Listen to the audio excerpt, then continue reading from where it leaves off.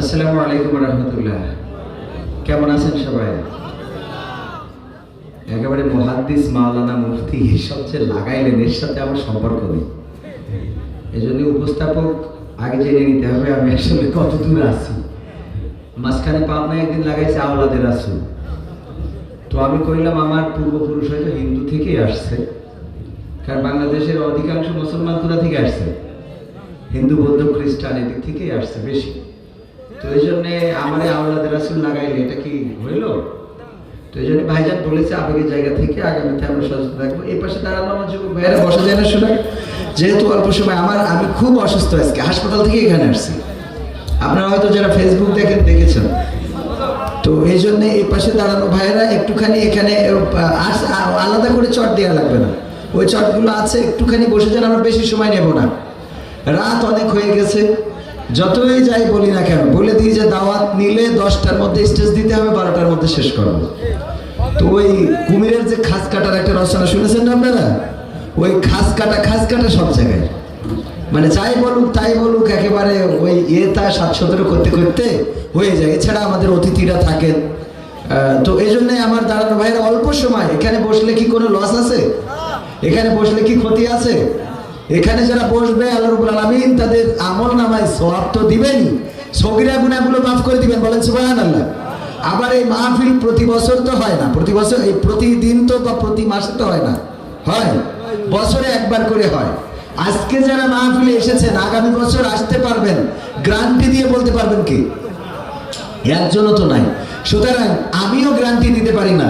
কালকে শারীরিক অবস্থা এতটাই খারাপ হয়েছিল যে আমি চিন্তা করলাম যে হয়তোবা আর মাহফিল করাই হবে না, কিন্তু আল্লাহ রাব্বুল আলামিন কণ্ঠ শুনে হয়তো বুঝতে পারছেন। তারপরেও এসেছি, আল্লাহ নিয়ে এসেছেন।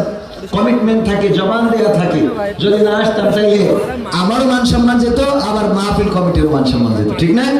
তো এই জন্য দাঁড়ানো ভাইয়েরা, আবার এই যে আমি বলছি ভাইজানেরা একটুখানি বসেন, আর যদি মনে করেন যে থাকবেনই না মোটেও, তাহলে দাঁড়ায় থাকেন। যে মনে করেন যে বসতি বললে চলে যাবেন, তাহলে দাঁড়ায় থাকেন, অসুবিধা নেই। একটু বসলে পরিবেশটা সুন্দর দেখা যায়। আমার ভাইয়েরা যাদের এনার্জি আছে দাঁড়ায় থাকেন, অসুবিধা আর বলবো না বসার জন্য।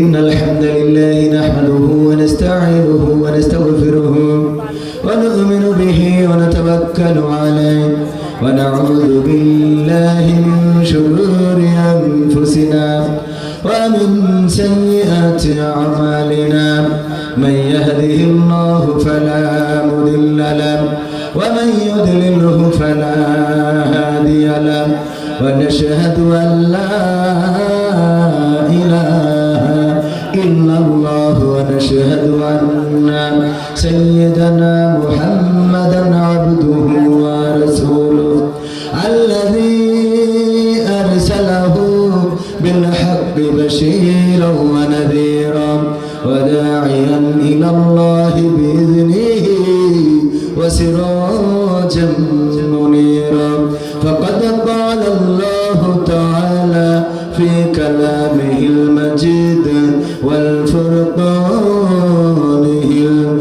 الحميد সবাই পড়েন আউযু বিল্লাহি মিনাশ বিসমিল্লাহির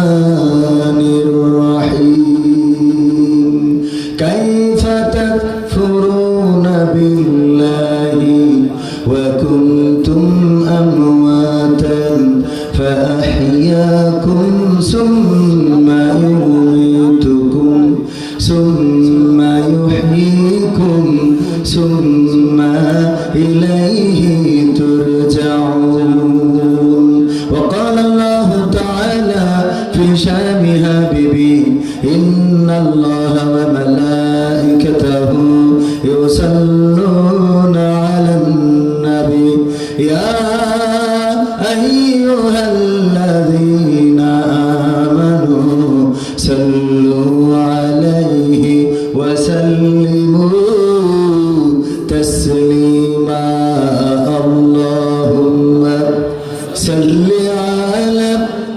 سيدنا مولانا محمد وعلى آل سيدنا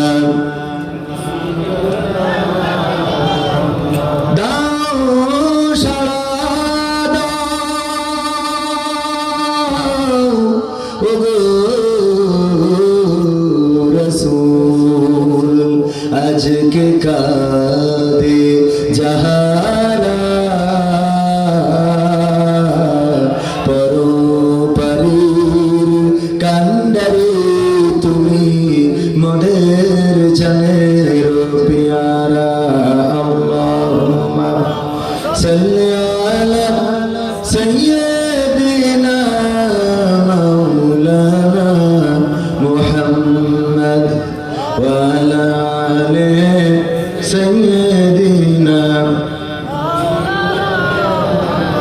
নবীর নামে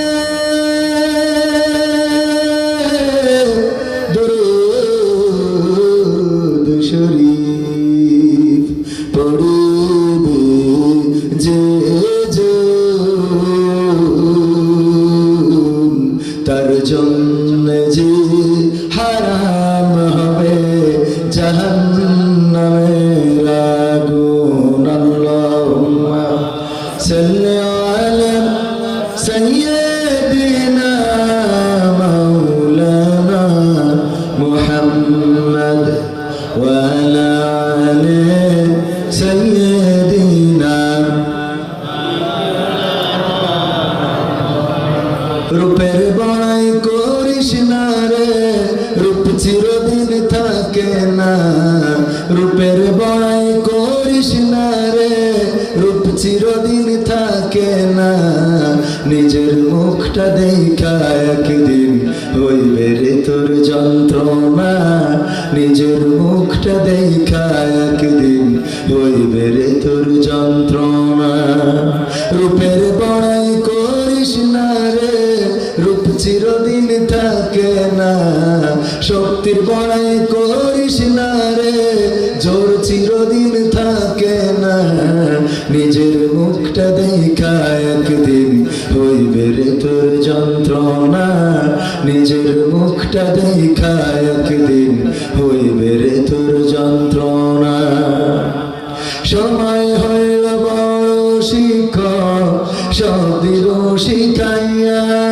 সুখের জীবন থাকবে না রে দেখবে না কেউ চাইয়া সময় হইল বড় শিক্ষক সব দিব শিখাইয়া সুখের জীবন থাকবে না রে দেখবে না কেউ চাইয়া মরার আগে মরবি রে তুই জ্বালা সইতে পারবি না মরার আগে মরবি রে তুই জ্বালা সইতে পারবি না নিজের মুখটা দেখা একদিন হইবে রে তোর যন্ত্রণা নিজের মুখটা দেখা একদিন হইবে রে তোর যন্ত্রণা কিসের তো বড়াই তোমার মাটির দেহ লইয়া ময়রা দেখো পোকা মাকড় শেষ করবো সব খাইয়া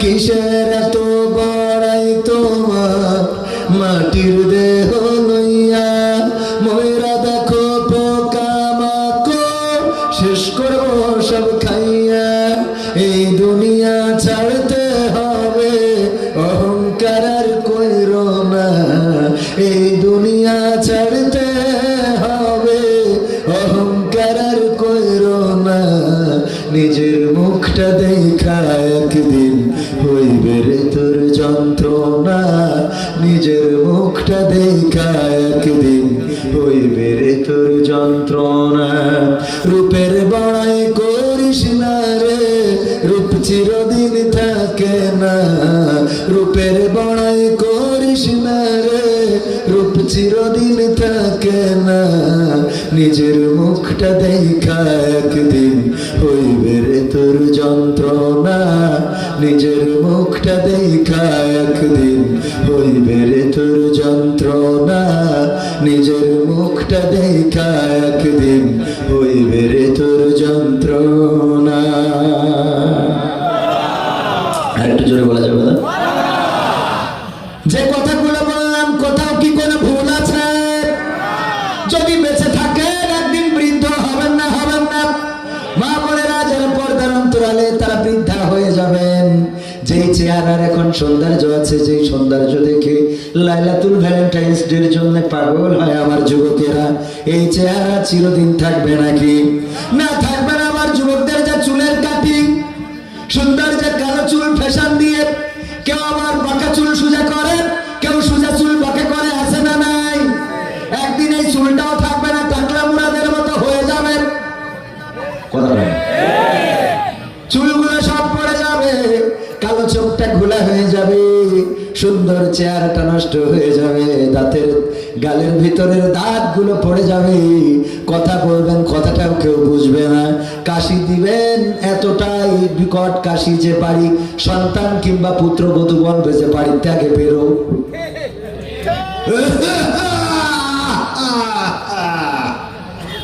আছে না নাই? এরকম কাশলে পান্তা ভাত খাচ্ছে পুত্রবধূ, খুব এসে আদর করবে নাকি? কথা কয় না। বরং ছেলেকে বলবে তোমার আব্বা কি শয়তানি করে কাশে নাকি? যখনই পান্তা ভাত নিয়ে বসি ঠিক তখনই কাশি শুরু হয়ে যায়। বলবে না? বলবে না? আসলে কি পান্তা ভাত নিয়ে বসলে এটা হয়? অনেক সময় দেখবেন যে মাঝে মাঝে আমাদের মুসল্লিরা বলে, গ্রামের মানুষ তো আমরা, গ্রামের মানুষ না, কয় উজু করলেই দেখি বাই বাতাস আসে। হ্যাঁ বলছে ঠিক ঠিক। আসলে মানে এটা উজু করলে একটু সমস্যা হয় না অনেক সময়, আসলে ওইটা না। উজু যখন থাকে না তখন বাই বাতাস আসলে তো কোনো প্রতিবন্ধকতা নেই, কিন্তু উজু করার পরে একটু প্রতিবন্ধকতা মনে হয় যে উজুটা ভেঙে যাবে আবার এই ঠান্ডায়, তো এই জন্যই মনে হয় যে খুব বেকায়দায় পড়ে গেছি। আসলে ওই রকম না, মূলত ও তার গতিতেই আসে। ঠিক না? ঠিক। ও আমার ভাইরা, এই জন্য আপনি বৃদ্ধ হয়ে যাওয়ার পরে ইচ্ছা করে তো কাটবেন না, কাশি আসবে, বিপদে পড়ে কাটবেন। এই কাশি বাড়িতে যদি দেন যে সন্তানের জন্য আপনি এত পাগল, যার জন্য এত মায়া এত ভালোবাসা, আছে না নাই? ভালোবাসা সন্তানের জন্য কেমন ভালোবাসা? পিতা মা যত পিতা আছে চিন্তা করলেই বুঝতে পারবেন। কেউ যদি বলে তোমার সন্তান মারা যাবে নাকি তুমি মারা যাবা, কোনটা মেনে নিবা? অবশ্যই বলবে যে আমি মারা যাবো, অসুবিধা নাই, কিন্তু আমার সন্তান বেঁচে থাকুক। ঠিক না? ঠিক। বাদশা বাবরের কথা মনে আছে না নাই? বাদশা বাবর তার সন্তান হুমায়ুন যখন অসুস্থ হয়ে পড়ল, অসুস্থ হয়ে যাওয়ার পরে সব রকম ডাক্তার হাকিম কবিরাজ দেখানো হলো, কিন্তু সুস্থ হইল না। একজন সাধককে আনা হলো, সে গবেষণা করে বলল, যদি বাদশা বাবর আপনি আপনার প্রিয় জিনিসটা আপনার সন্তানের জন্য দিতে পারেন তাইলে আপনার সন্তান সুস্থ হয়ে যাবে। হায়াত অল্টারনেট হয় না? হয় না? জীবন থেকে হায়াত দেওয়া যায় না? যায় না? নিঃশর্ত ভাবে যদি কাউকে হায়াত দেন চলে যাবে। আদম আলাইহিস সালাম দিয়েছিলেন কাকে? কাকে দিয়েছিলেন? কোন কাকে? মনে নেই। দাউদ আলাইহিস সালামকে হাদিসটা যারা মিশকাত পড়েছেন মাদ্রাসায় 9 এবং 10-এ তারা হাদিসটা পড়েছেন না পড়েন নাই? আদম আলাইহিস সালামকে সৃষ্টি করার পরে আল্লাহ দুটি হাত মুষ্টিবদ্ধ করলেন, তারপরে বললেন ও আদম তুমি কোন হাতটা পছন্দ করো? আল্লাহ রাসূল বলছেন আদম আলাইহিস সালাম ডান হাতটা পছন্দ করলেন, কিন্তু আল্লাহর দুইটা হাতই তো উত্তম। আল্লাহ রাব্বুল আলামিন তার কুদরতি হাত এই বামটা নিচে রাখলেন, ডানটা উপরে রাখলেন, সমস্ত রূহগুলো হাতের উপরে, কিছু উজ্জ্বল কিছু কালো, আর কপালে কি যেন লেখা। আদম আলাইহিস সালাম জিজ্ঞেস করলেন ওই কালো ওরা কারা? বললো ওরা যারা নাফরমানি করবে দুনিয়ায়, ইসলাম আল্লাহ ও তার রাসূলকে নবীদেরকে অস্বীকার করবে, ওরা হলো কালো, ওরা জাহান্নামে যাবে। আর আলোকিত যারা এরা জান্নাতে যাবে, এরা ভালো কাজ করবে। আর কপালে কি যেন লেখা, ওগুলো কি? ওগুলো হাত লেখা। কে কতদিন বাঁচবে? দাউদ আলাইহিস সালামকে খুব উজ্জ্বল দেখা যাচ্ছিল।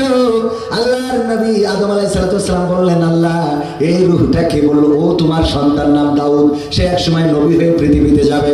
বললো ওরা হায়াত দেখছি 60 বছর একটু কম হয়ে গেল, ওরা হায়াতটাকে একটু বাড়িয়ে দেওয়া যায় না?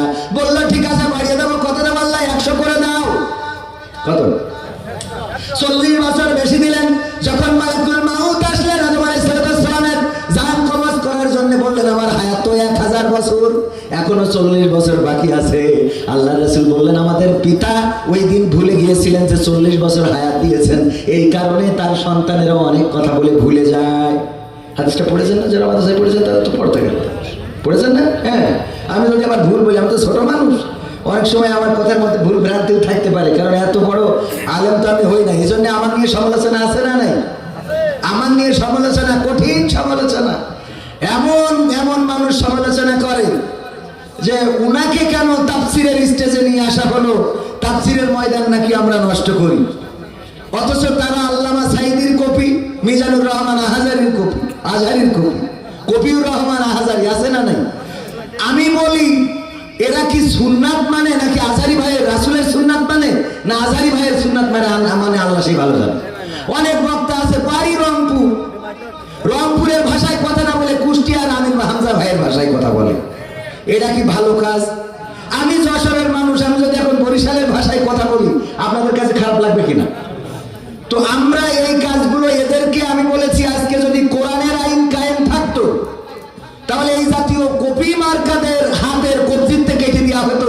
কারণ ওরা নিজেরা কিছু সৃষ্টি না করে কেউ আল্লামা সাইদিনটা নিয়েছে, কেউ মিজানুর রহমান আজহারি ভাইয়েরটা নিয়েছে, কেউ আমির হামজা ভাইয়েরটা নিয়েছে, কেউ ওই যে হাফিজুর রহমান সিদ্দিকী কুয়াকাটা হুজুরেরটা নিয়েছে।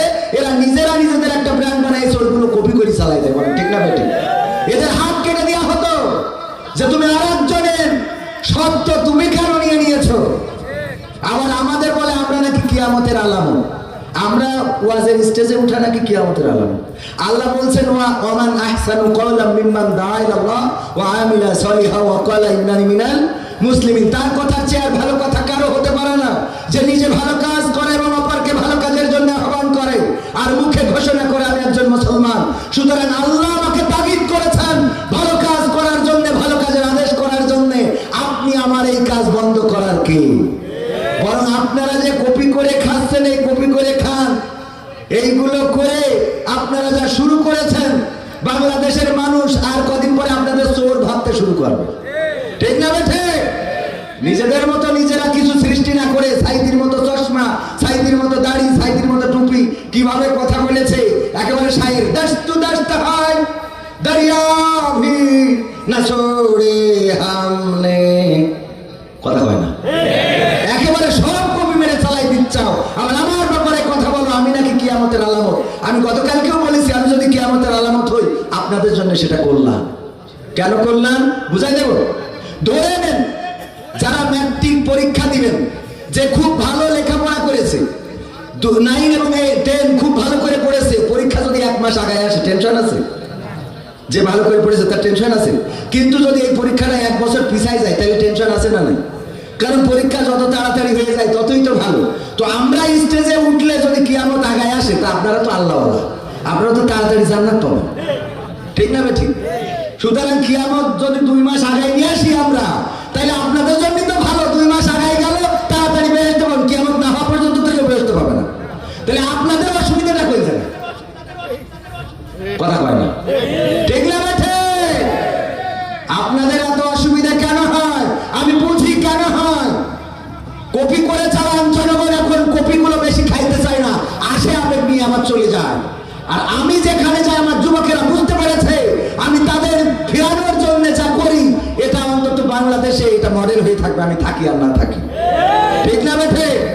আমি যে নাটকগুলো করেছি, একটা নাটকে কোনো মেয়ে দেখাতে পারবেন? মেয়ে মানুষ ছাড়া কোনো অ্যাড হয়? যদি টেলিভিশনে একটা অ্যাড করে, যদি 20 সেকেন্ডেরও অ্যাড করে, তাও দেখবেন 3টে মেয়ে মানুষ আছে। শুধু মেয়ে মানুষ না, পোশাক আশাক তো বেকায়দা হাল। আগে ছিল 3 পিস, পরে হলো 2 পিস, এখন 1 পিস, কবে না জানি 9 পিস হয়ে যায়, ঠিক না বেঠে? আর আমরা এত কাজ করলাম সারাটা জীবন, আমার যুবকদেরকে নারী দেখতে দিলাম না। ফতোয়া আমাদের বেলায় আসে যখন গদখালিতে বুরকা পরে ঘুরিয়ে ড্যান্স দেয়, ও জায়গায় ফতোয়া দেওয়ার দরকার আছে না? ও জায়গায় যেয়ে কথা বলে না। আমার যুবকরা যখন ফ্রি ফায়ার পাবজি খেলে আমতলায়, ওরে যেয়ে কয় না যে তোমার বলে এটা জাহান্নামের আলামত, বলে? ওদের বলে না। হুজুররা কাঠি করা এগুলো বাদ দেন, যে যতটুকু ভালো কাজ করে করেন আর করতে দেন, উদ্বুদ্ধ করেন। আমি বললাম ভাই আমি যদি নামাজ পড়ি অসুবিধা আছে? বলছে না। আমি যদি রোজা রাখি অসুবিধা আছে? না। আমি যদি জাকাত দিই অসুবিধা আছে? না। হজ করি অসুবিধা আছে? না। দান সদকা করি অসুবিধা আছে? না। আমি যদি ওয়াজ করি অসুবিধা আছে? বলছে আছে। কেন? তো বলছে আমরা ওয়াজ করি খাই, তুমি কেন দোকান খুলবা? আছে না নাই? তোমাকে জাগতে হবে, তোমাকে থাকতে হবে, এ সমাজ ভাঙতে হবে, নতুন সমাজ আনতে হবে, তোমাকে জাগতে হবে। কত দুঃখী রাত্রি কাটায় অনাহারে পথের পরে, এখনো আসেনি সুখ বাংলার প্রতি ঘরে ঘরে, ঠিক না বেঠে? কত দুঃখী রাত্রি কাটায় অনাহারে পথের পরে, এখনো আসেনি কত মানবতা, নীরবে নিভৃতে আজ কাঁদছে কত মানবতা। মেনে নেওয়া যায় না আজি তোমার এত নীরবতা। তোমাকে জাগতে হবে, তোমাকে থাকতে হবে, এ সমাজ ভাঙতে হবে, নতুন সমাজ আনতে হবে। কত বন্ধুর সীতা হয় লাঞ্ছিতা হয় পথে ঘাটে, নিরাপদে চাই না চলা পথে কিবা বাজার হাটে। কত বন্ধুর সীতা হয় লাঞ্ছিতা হয় পথে ঘাটে, নিরাপদে চাই না চলা পথে কিবা বাজার হাটে। রক্ষ কাজী ভক্ষক হয়ে চলছে কত সাধু বেশে, রক্ষ কাজী ভক্ষক হয়ে চলছে কত সাধু বেশে। তাই তো আসে না সুখ আমার সোনার বাংলাদেশে। তোমাকে জাগতে হবে, তোমাকে থাকতে হবে, এ সমাজ ভাঙতে হবে, নতুন সমাজ আনতে হবে। হলুদ মিডিয়ার প্রকোপে কত মানুষ মরছে ঢুকে, সত্য নিউজগুলো টাকার তলে চাপা থাকে। হলুদ মিডিয়ার প্রকোপে কত মানুষ মরছে ঢুকে, সত্য খবরগুলো হেলো তলে চাপা থাকে। ক্যামেরার ভিতর দিয়ে সোজা জিনিস উল্টো দেখে, কলমের ভিতর দিয়ে সোজা কথা উল্টে লেখে। আপামর জনসাধারণ খাই যে ধোকা বাকে বাকে। তোমাকে জাগতে হবে, তোমাকে থাকতে হবে, এ সমাজ ভাঙতে হবে, নতুন সমাজ আনতে হবে। কত আলেম আজকে দেখি যাই কেনা চাই টাকা দিয়ে, কেউ বা ব্যবসা করে আল্লাহ তাআলার কালাম নিয়ে। আচ্ছা না নাই?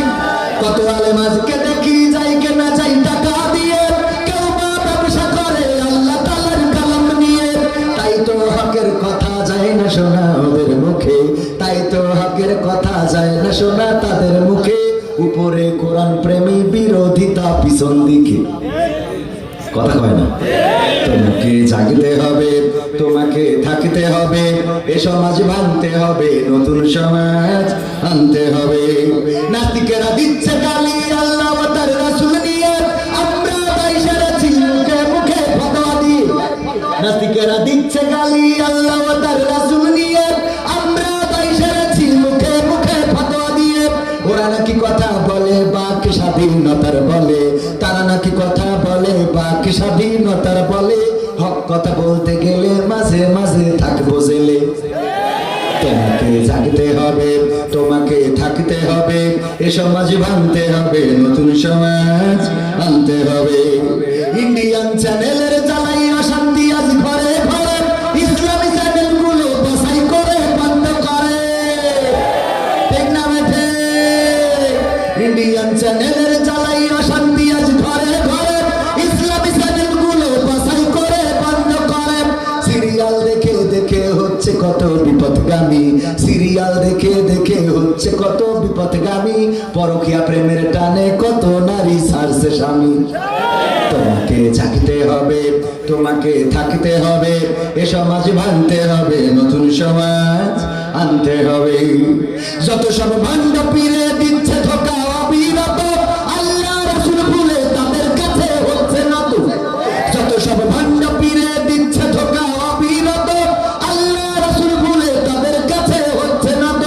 কেউ বা মাজার খুলে শামিয়ানা তুলে ব্যবসা করে, কেউ বা মাজার খুলে শামিয়ানা তুলে ব্যবসা করে। গরিব দুঃখী পায় না খাবার, টাকার বস্তা বাবার ঘরে। তোমাকে জাগতে হবে, তোমাকে থাকতে হবে, এ সমাজ ভাঙতে হবে, নতুন সমাজ আনতে হবে। কত খুনি সন্ত্রাসীরা বাইরে ঘোরে বীরের বেশে, কোরআনের কর্মী কত বন্দী থাকে খাসার দেশে। কত খুনি সন্ত্রাসীরা বাইরে ঘোরে বীরের বেশে, কোরআনের খাদেম দেখো বন্দী আছে খাসার দেশে। কোথাও বিনা বাধায় যায় না বলা হকের কথা, কোথাও বিনা বাধায় যায় না বলা হকের কথা। রক্ত দিয়ে কেনা এটা কেমন স্বাধীনতা? ঠিক না?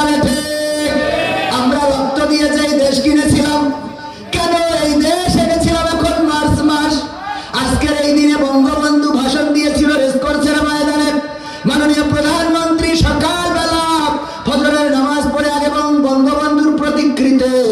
শ্রদ্ধা অর্পণ করেছে, ফুল দিয়েছে। আমার বঙ্গবন্ধু 7ই মার্চে ডাক দিয়ে বলেছিলেন, তোমাদের যা কিছু আছে তাই নিয়ে শত্রুর মোকাবেলায় প্রস্তুত থাকো। মনে রেখো এবারের সংগ্রাম স্বাধীনতার সংগ্রাম, এবারের সংগ্রাম মুক্তির সংগ্রাম। বলেছিলেন না বলেন নাই? ওই সময় যারা যুদ্ধ করেছেন অনেকেই বঙ্গবন্ধুকে চোখে দেখে নাই, কোনদিন বঙ্গবন্ধুর সাথে সাক্ষাৎ হয় নাই। আর তখন তো এখনকার মতো মিডিয়া ছিল না, ফেসবুকে স্ট্যাটাস দিয়ে দিয়েছে, এরকম হয়েছে নাকি? না, হয় নাই। এখন তো ফেসবুক ছাড়া খাওয়া হয় না, তো দূরের কথা হাগাও হয় না। বলেন ঠিক না বেটা? ফেসবুক লাগে না? লাগে না। এক ঘন্টার জন্য বন্ধ করেছে, এর মধ্যে মোটামুটি সবাই মা বাপ মরে গেল মনে হয়, এত টেনশন করতো না। বলেন ঠিক না বেঠে? 1 ঘন্টা বন্ধ হয়ে গেছে, সব বন্ধ হয়ে যাচ্ছে। আরে আমি ওই সময় ওয়াজ করছিলাম, আমি কিছুই জানি না, ওয়াজ করতে করতে মোটামুটি ক্লিয়ার হয়ে গেছে। ও আমার ভাইরা, আমরা সোশ্যাল এত অ্যাক্টিভ হয়ে গিয়েছি যে যদি ফেসবুকটাও হ্যাক হয়ে যায় মনে হয় বাপ মরে গেছে। ঠিক না বেঠে? ও আমার ভাইরা, যেই কথা বলছিলাম, বঙ্গবন্ধু যখন ডাক দিলেন, এই দেশের মানুষ দেখে নাই, বঙ্গবন্ধুর কণ্ঠটা রেডিওর মাধ্যমে শুনেছিলেন। আজকে সেই 7ই মার্চ, এই 7ই মার্চে ভাষণ দিয়েছিলেন। সেই ভাষণ শুনে রাজপথে নেমেছিলেন, লড়াই করেছিলেন।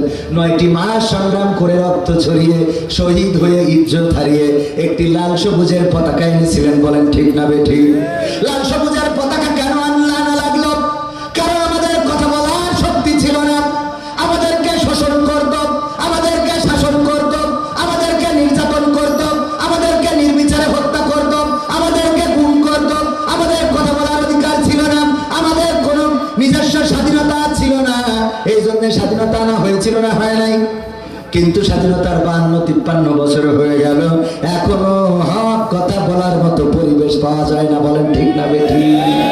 এখনো যদি হক কথা বলেন, গতকালকেও বললাম আমার একজন মন্ত্রী খুব সুন্দর কথা বলেছেন। মন্ত্রী এত সুন্দর কথা বলেছেন, ওনার নামটা হলো 4 জনের নাম। কয়জনের নাম? 4 জনের নাম, একা একজনের। এই মন্ত্রী বলেছেন, খেজুর আঙুর দিয়ে কেন ইফতার করতে হবে, বড়ই পেয়ারা দিয়ে কেন ইফতার করা যাবে না? হ্যাঁ, সুন্দর কথা না? আমি বলেছি কথাটা সুন্দর, বড়ই দিয়ে পেয়ারা দিয়ে ইফতার করতে আমাদের কোনো অসুবিধা নাই।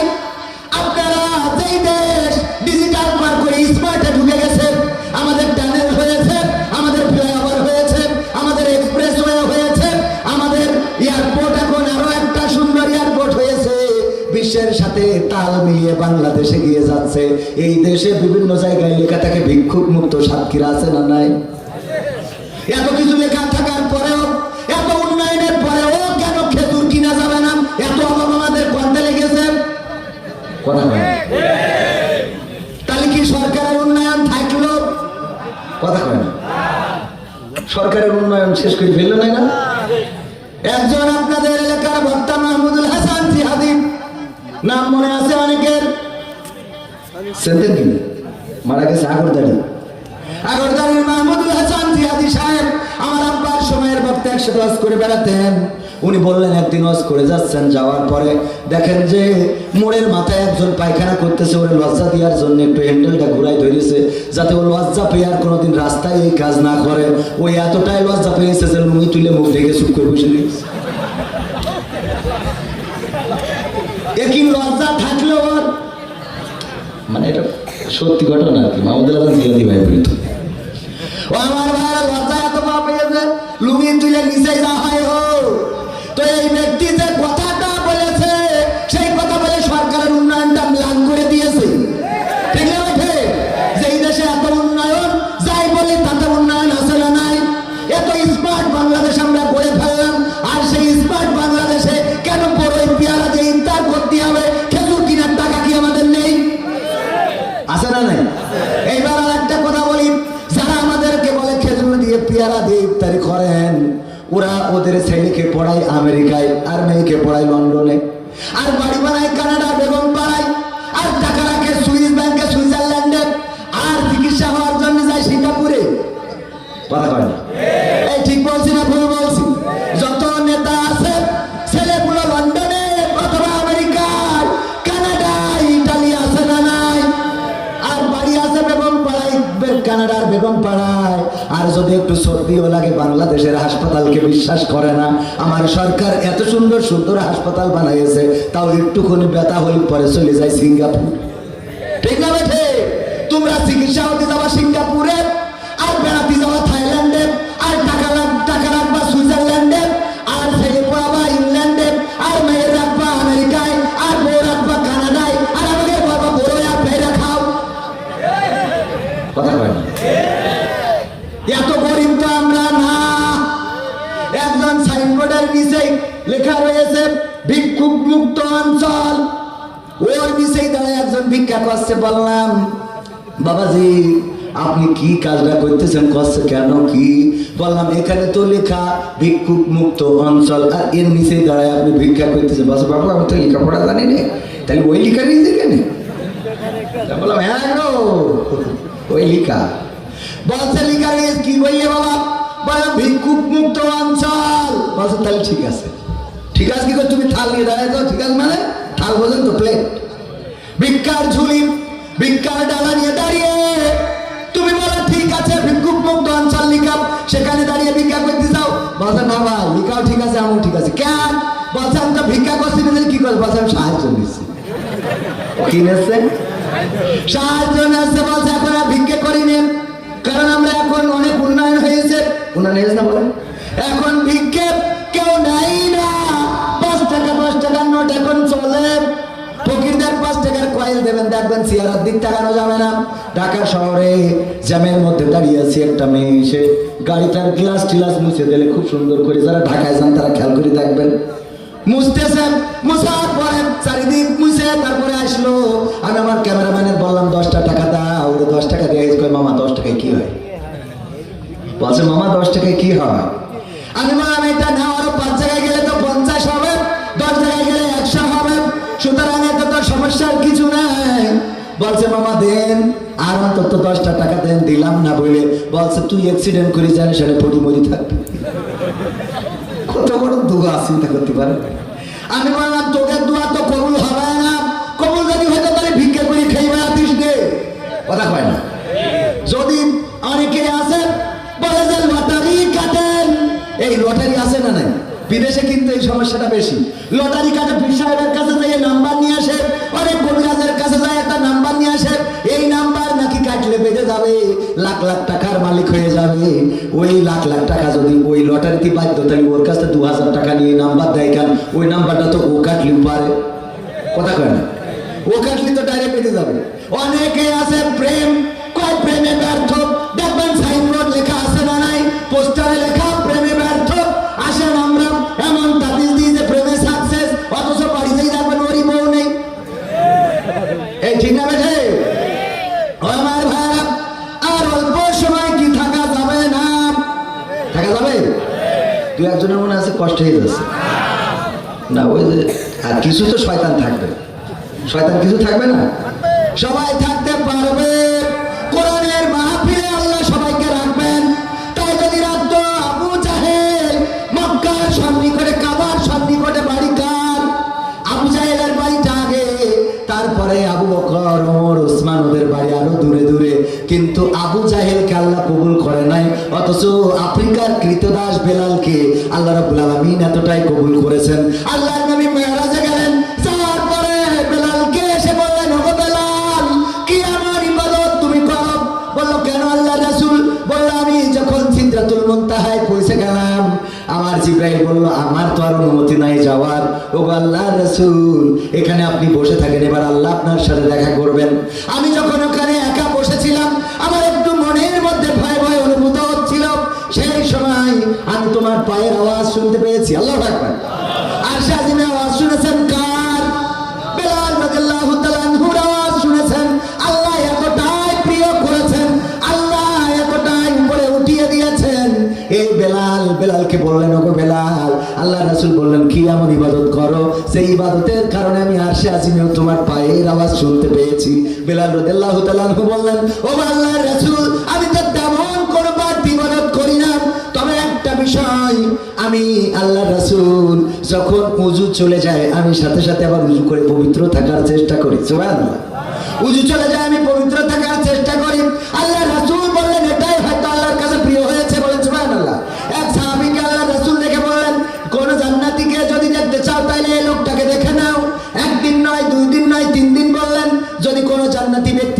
চাও এই লোকটাকে দেখে নাও। আল্লাহ রাসূল এটা বলার কারণে একজন সাহাবী চিন্তা করলো, ওই লোকটাকে আল্লাহ রাসূল 3 দিন বলেছে জান্নাতি, কি এমন আমল করে একটু দেখতে যাব। তার বাড়িতে গিয়েছে, যে বলল বনুসা ওমর ভাইজান আমি আপনার বাড়িতে মেহমান হইতে চাই। বলল অসুবিধা নাই। 1 দিন 2 দিন 3 দিন থাকলেন। থাকার পরে যখন চলে যাচ্ছেন তখন বাড়িওয়ালা বলতেছে, ওগো আল্লাহ রাসূলের সাহাবী আমার বাড়িতে মেহমান হইলেন কি উদ্দেশ্য নিয়ে? কিছুই তো কইলেন না। কয় দেখেন আপনাকে আল্লাহ রাসূল 3 দিন দেখিয়ে দিয়ে বলেছে কোন জান্নাতি ব্যক্তিকে দেখে নিতে চাইলে এই লোকটাকে দেখে নাও। কি এমন ইবাদত আপনি করেন? তাই খোঁজার জন্য এসেছিলাম। কোন ইবাদতের কারণে আপনি জান্নাতি বান্দা হয়ে গিয়েছেন? আল্লাহ রাসূল 1 দিন বলে নাই, 3 দিন বলেছেন। আল্লাহু আকবার। 3 দিন বলেছেন জান্নাতি, তাই দেখতে এসেছিলাম। ওই সাহাবী বললেন, ওগো আল্লাহর নবীর সাহাবী আমি তো আসলে তেমন বাড়তি কোনো ইবাদত করি না, আর তেমন কোনো ইবাদত আমি জানিও না। আমার তেমন কিছু নাই, যা আপনারা করেন আমিও তাই করি। যখন ওই সাহাবী চলে যাচ্ছেন হঠাৎ আবার এই সাহাবী ডাক দিলেন, আল্লাহ রাসূলের সাহাবী শোনেন, আমি প্রতিদিন একটা কাজ করি। কি কাজ? রাত্রে ঘুমানোর সময় আমাকে যারা কষ্ট দিয়েছে, আমাকে যারা ব্যথা দিয়েছে, আমাকে যারা গালি দিয়েছে, আমাকে যারা ঠকিয়েছে, আমাকে যারা মন্দ বলেছে, আমার ব্যথা দিল, কষ্ট দিল, আমার যারা মন্দ বললো, গালি দিল, আমি সবাইকে ক্ষমা করে দিই এই নিয়তে যে আজকে রাত্রে যদি আমি মারা যাই তাইলে ওরা আর আমার কাছে মাপ চেয়ে নিতে পারবে না। এই জন্য আল্লাহর কাছে যেন ওরা ঋণী না থাকে, তাই সব ক্ষমা করে দিয়ে তারপরে ঘুমাতে যায়। সুবহানাল্লাহ। সব ক্ষমা করে দিই, কোনো দুঃখ কোনো কষ্ট রাখি না। যে আমার জমি ফাঁকি দিয়েছে, যে আমার মেরেছে, যে আমার পাথর নিক্ষেপ করেছে, যে আমার পাগল বলেছে, যে আমার জুকার বলেছে, যে আমার নাট্যকার বলেছে, যে আমার কৌতুক অভিনেতা বলেছে, যাই বলুক না কেন সব ক্ষমা করে দিয়ে তারপরে আমি ঘুমাতে যাই। এইটাই আমার বাড়তি আমল ছাড়া আর কিছু মনে পড়ে না। আল্লাহ রাসূলের সাহাবী বললেন বোঝা হয়ে গেছে, এই কারণেই আল্লাহ রাব্বুল আলামিনের নবী আপনাকে জান্নাতি বান্দা হিসেবে ঘোষণা দিয়েছেন। বলেন সুবহানাল্লাহ। কোরআন পড়তে ভালো লাগে, কোরআন শুনতে ভালো লাগে, কোরআন জানতে ভালো লাগে, কোরআন মানতে ভালো লাগে। কোরআন পড়তে ভালো লাগে, কোরআন শুনতে ভালো লাগে, কোরআন জানতে ভালো লাগে, কোরআন মানতে ভালো লাগে না। নামাজেতে পড়লে কোরআন মনটা শীতল হয়, কারিম তেলাওয়াত শুনিলে প্রাণ জুড়িয়ে যায়। ঠিক না বেঠে? নামাজেতে পড়লে কোরআন মনটা শীতল হয়, কারির তেলাওয়াত শুনিলে প্রাণ জুড়িয়ে যায়। সেই কোরআনের ব্যাখ্যা দিলে কলিজাতে আগুন জ্বলে, সেই কোরআনের ব্যাখ্যা দিলে অন্তরেতে আগুন জ্বলে। বিরোধিতাও চলে কেন তা জানি না। কোরআন পড়তে ভালো লাগে, কোরআন শুনতে ভালো লাগে, কোরআন জানতে ভালো লাগে, কোরআন মানতে ভালো লাগে। কোরআন পড়ে কত লোকে শুরু করে দিন, তারা আবার চাই না দেশে কোরআনের আইন। আছে না নাই? সকালবেলা কোরআন পড়ে দিনের শুরু করে আর উঠে যায় নামাজ খোঁজে নামাজের জন্য। আবার এই কোরআন আন্দোলন, কোরআন কায়েমের জন্য যারা আন্দোলন করে তাদেরকে জেলে ভরে ফাঁসির কাস্টে ঝুলায়, এমন আছে না নাই? কোরআন পড়ে অনেক লোকে শুরু করে দিন, তারা আবার চাই না দেশে কোরআনের আইন। এটা যে কেমন নীতি, তাই তো এ দুর্গতি করছে মোদের ক্ষতি কেন তা বুঝি না। কোরআন পড়তে ভালো লাগে, কোরআন শুনতে ভালো লাগে, কোরআন জানতে ভালো লাগে, কোরআন মানতে ভালো লাগে। কোরআন বুকে কোরআন বুকে চুমু খাওয়ার লোকের নাই অভাব, সেই কোরআনের বিরোধিতা আবু জাহেলের স্বভাব। ঠিক আছে? আমার যুবকেরা কথা কয় যুবকরা কি একটু আওয়াজ দেওয়া যাবে না? আল্লাহর পক্ষ নিয়ে কথা বলা যাবে কিনা? আমি কি আমার বাবার কথা শোনাচ্ছি? কার কথা? কোরআন বুকে চুমু খাওয়ার লোকের নাই অভাব, সেই কোরআনের বিরোধিতা আবুল আহাবের স্বভাব। মানবা সুবিধা মতো তাই এই বুকে ক্ষত, দেখলে এমন কিছু সইতে পারি না। কোরআন পড়তে ভালো লাগে, কোরআন শুনতে ভালো লাগে, কোরআন জানতে ভালো লাগে, কোরআন মানতে ভালো লাগে। এমন মানুষ আছে না নাই? কোরআন থেকে কথা বললে বলে হুজুর রাজনীতি চলবে না, কয় না? কয় হুজুর এত যে কোরআন পড়লাম এর মধ্যে তো কোনো রাজনীতি খুঁজে পেলাম না, এর মধ্যে কোনো জিহাদের কথা পেলাম না রে। আসলে কোরআন পড়েছে কিন্তু বোঝে, এরকম আছে না নাই? সারাদিন যদি পড়ে, অর্থ যদি না পড়ে, ব্যাখ্যা শিক্ষা যদি না পড়ে, তাহলে কি বুঝবে? আমার বাপজান চাচার বয়সে বয়স, উনার মনে করেন একটা পিন্ডি বাজার, এখানে বাজার আছে না, কি বলে পিন্ডি বাজার, বাজারে একটা দোকান আছে। সেই দোকানে খুব কাস্টমার, অনেক কাস্টমার আসে। বেশি কাস্টমার হওয়ার কারণে উনি বুদ্ধি করে, হুজুর মানুষ তো একটু বুদ্ধি বেশি, বুদ্ধি করে একটা ময়না পাখি কিনেছে। কি পাখি? ময়না পাখি। কিনার পরে ময়নারে শিখাইছে লাইন দাও, এক এক করে আসো, লাইন দাও, এক এক করে আসো, লাইন দাও, এক এক করে আসো। ময়না যখনই লোকের ভিড় হয়ে যায় তখন বলে লাইন দাও, এক এক করে আসো, লাইন দাও, এক এক করে আসো। পাখি তো পাখির মতো করে বলে। এই কথাগুলো যখন বলেন তখন সবাই লাইনে দাঁড়ায় যায়, বলে দেখো পাখি বলতেছে লাইন দিতে, লাইন দিতে, তো সবাই লাইনে দাঁড়ায়।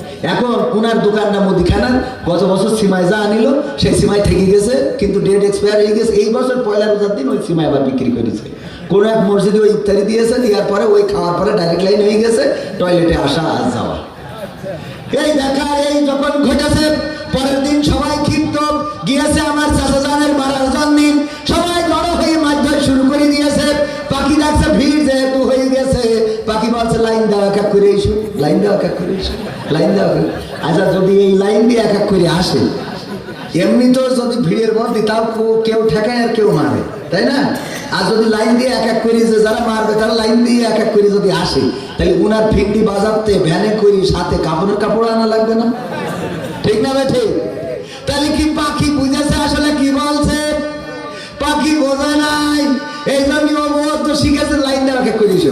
আমাদেরও কিছু আল্লাহ বলি আছে, ওরা হুজুরদের দেখলেই মনে করে হুজুর, হুজুর গো রে হুজুর, রাজনীতির কথা বলা যাবে? সময়টা তো বড্ড খারাপ, আপনি তো ভাই সব জানেন, বুঝে শুনে কথা বলে ওয়াজের রীতি টানে। উস্কানি ফুসকানি মূলক বলবেন না কোনো কথা, এই মঞ্চে রাজনীতি ভাই করবেন না অযথা। আমরাও ভাই কোরআন জানি, মানি মোটামুটি, ঝামেলাতে থাকি মাঝে মাঝে নিয়ে ভোটা ভুটি। মক্তবেতে শিখেছিলাম আলিফ বা তা সা, কোরআন হাদিস মোটেও জানি না এমন কিন্তু না। তাই রাজনীতি চলবে না ও হুজুর, রাজনীতি চলবে না, তাই রাজনীতি চলবে না ও ভাই, রাজনীতি চলবে। এবার বলে হুজুর শোনেন, এই মাহফিল কিন্তু একদিন ধরে হচ্ছে না, ইতিপূর্বেও দিছিলাম, এর আগেও এই মাহফিল দিছি। তা কি হয়েছে? ঢাকাটা হুজুর নিয়ে এলাম, তা কি হইল? অমুক হুজুর ওয়াজ করিল কত মধুর সুর, কবরেতে গেলে পাবো 70,000 হুর। এমন ওয়াজ আছে না নাই? এই ওয়াজ করলে হাতে হাত করা, পায়ে ডান্ডা বাড়ি কি লাগবে? না লাগবে না।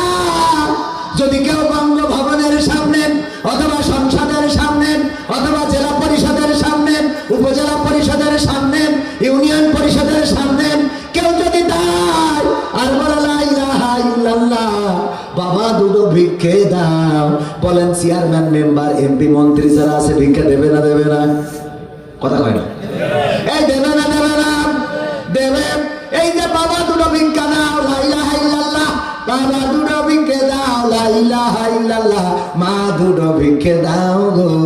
এই কালেমা পড়ে যদি ভিক্ষে করে বলবে খুব আল্লাহওয়ালা মানুষ, ওরে ভিক্ষে দেয়। আর ওই একই জায়গায় যদি আরেকজন পাশে দাঁড়ায় পড়ে যে লা ইলাহা ইল্লাল্লাহ, আল্লাহ ছাড়া কারো আইন মানি না, আল্লাহ ছাড়া কারো হুকুম চলবে না, আল্লাহর আইন মোতাবেক দেশ চালাতে হবে, এই সংসদে তোমাদের ওই বড়ই মার্কা কথা আর চলবে না, বলেন ভিক্ষা দেবে না কুপন দেবে? কি দেবে? ধরবে না, ধরবে না। একই কালেমা, একজন পড়ে ভিক্ষা পায় আর একজন পড়ে যে এলে যাই রে, আসে না নাই, আসে না নাই। সৈয়দ কুতুব শহীদ রহমতুল্লাহ আলাইহি, তাকে যখন ফাঁসি দেওয়া হবে, একজন হুজুর গেল, যাওয়ার পরে বলছে ও সৈয়দ কুতুব শহীদ রহমতুল্লাহ আলাইহি, তোমাকে এসেছি কালেমা পড়ানোর জন্য। বলল আপনি কে? বলল আমি রাষ্ট্রের ইমাম, আমি রাষ্ট্র নিযুক্ত ইমাম, আমি এখান থেকে, আমি রাষ্ট্র থেকে বেতন পাই, রাষ্ট্র থেকে খাবার পাই, রাষ্ট্র থেকে আমার পরিবার, আমার ফ্ল্যাট সব দেয়। আমার দায়িত্ব হলো যার যখন ফাঁসির আদেশ হয়ে যায় আমি তার কালেমা পড়ে রেখে যাই, কারণ মৃত্যুর আগে কালেমা পড়ার দরকার আছে না নাই? আল্লাহ রাসূল বলেছেন মরণের আগে কারো জবানে যদি কালেমা তৈয়বাটা হয়ে যায় আল্লাহ তার জন্য জান্নাতটা ওয়াজিব করে দেন। সুবহানাল্লাহ। কিন্তু সেই কালেমা মানার দরকার আছে না নাই? না মানলে কি হবে? না মানলে হবে না। মরার সময় কালেমা তৈয়বা পড়বে, অত সোজা না। একবার একজন বক্তৃতা দিচ্ছে, ইংলিশে বক্তৃতা দিচ্ছে, তো মানুষ মনে করছে ও মনে হয় ব্রিটিশ তো এসেছে। আবার যখন হিন্দিতে বক্তৃতা দিচ্ছে মনে করছে মনে হয় ইন্ডিয়াতে এসেছে, নরেন্দ্র মোদীর লোক। আবার যখন বাংলায় বক্তৃতা দিচ্ছে তখন মনে হচ্ছে বাংলা। আবার যখন মালয়েশিয়ান ভাষায় বক্তৃতা দিচ্ছে মনে হচ্ছে মালাই, ইন্দোনেশিয়ান ভাষায়, এইভাবে যে ভাষায় কথা বলতেছে সবাই বলছে উনি কি আসলে ব্রিটিশ, নাকি উনি অস্ট্রেলিয়ান, নাকি উনি ইন্ডিয়ান, নাকি উনি বাংলাদেশ, কোনটা? তো গোপাল ভাই বলছে এটা আবার জিজ্ঞেস করা যায় না, এটা আবার বোঝা যায় না, কি করে বুঝবা? বলছে আমি কি বের করে দেবো? তা বলছে দাও। ও যাইয়েতে স্টেজের পরে বাজা বরাবর দিয়েছে এক লাথি, লাথি দিলি বলছে মা গো গিসি রে, তা বলছে ওগুলো বাঙালি। বোঝা গেছ তো? তার মানে যে যেটা চর্চা করে বিপদের সময় সেটা আসে না, আসে না। অনেকেই আছে বিপদের সময় ডাকে কার, আর বিপদ পার হয়ে গেলে ডাকে না, এমন মানুষ আছে না নাই?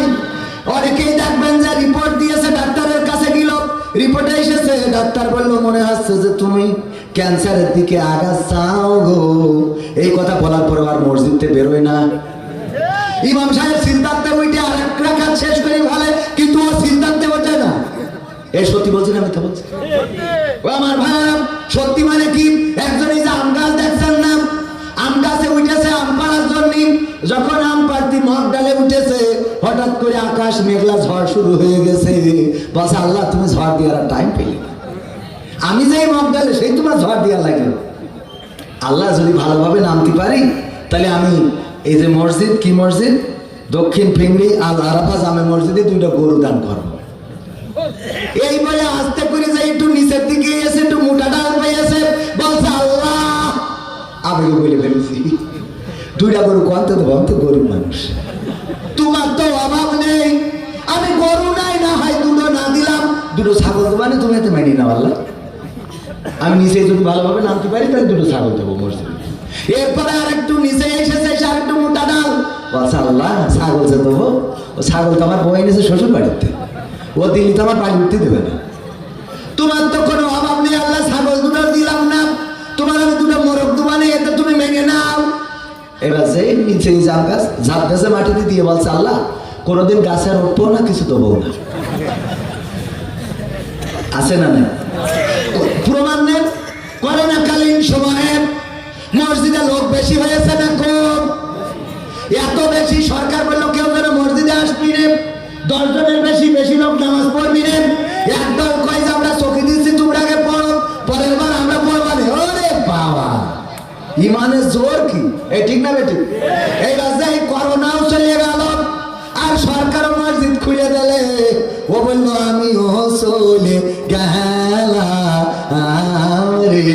এখন আর মসজিদে দেখা যায় না, এমন আল্লাহর ওলি আছে না নাই? আবার দেখবেন এখন রোজার মাস আসছে, আল্লাহ বললেন ইয়া আইয়ুহাল্লাযীনা আমানু কুতিবা আলাইকুমুস সিয়াম কামা লাআল্লাকুম তাত্তাকুন। আমার আল্লাহ বলছেন, ও ঈমানদাররা একটু কান খুলে শোনো, তোমাদের উপরে রমজানের রোজাটা ফরজ করে দিলাম। এর আগেও যত নবী রাসূল এসেছিল ওদের এবং ওদের উম্মতের উপরে এটা ফরজ ছিল, আর তোমাদের উপরে এটা করে দিলাম যাতে তোমরা তাকওয়ার অধিকারী হতে পারো। তাকওয়া মানে কি? খোদা ভীতি, আল্লাহর ভয়। একমাত্র রমজানের রোজা ছাড়া আল্লাহ দেখানোর মতো ইবাদত, আল্লাহ সরাসরি আল্লাহ দেখানোর মতো ইবাদত আর একটাও নাই। আছে বলেন?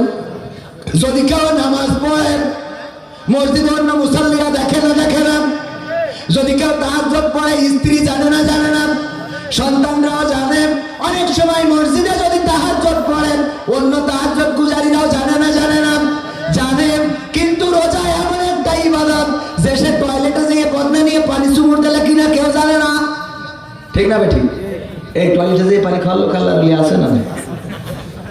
আবার অনেকে পিড়ি টানে পিছনে দিয়ে টেনে, যদি দেখি পেলে কয় শুনেছি হুজুরদের কাছে হাদিসে আম পাড়ায় আছে, রোজা থেকে পিড়ি খালি অসুবিধা, হাদিসে আম পাড়ায় পেয়ে গেছে।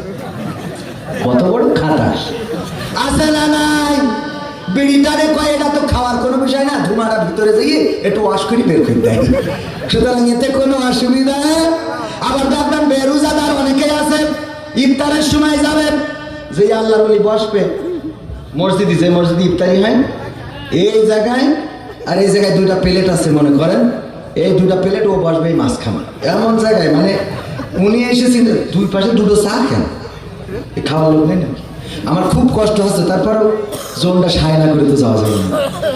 আমার এই পাশে মানে গতকালকে থেকে মানে নিঃশ্বাস নিলে লাঞ্চের পরে চাপ পড়ে লাঞ্চ ইনফেকশন হয়ে গেছে আমার।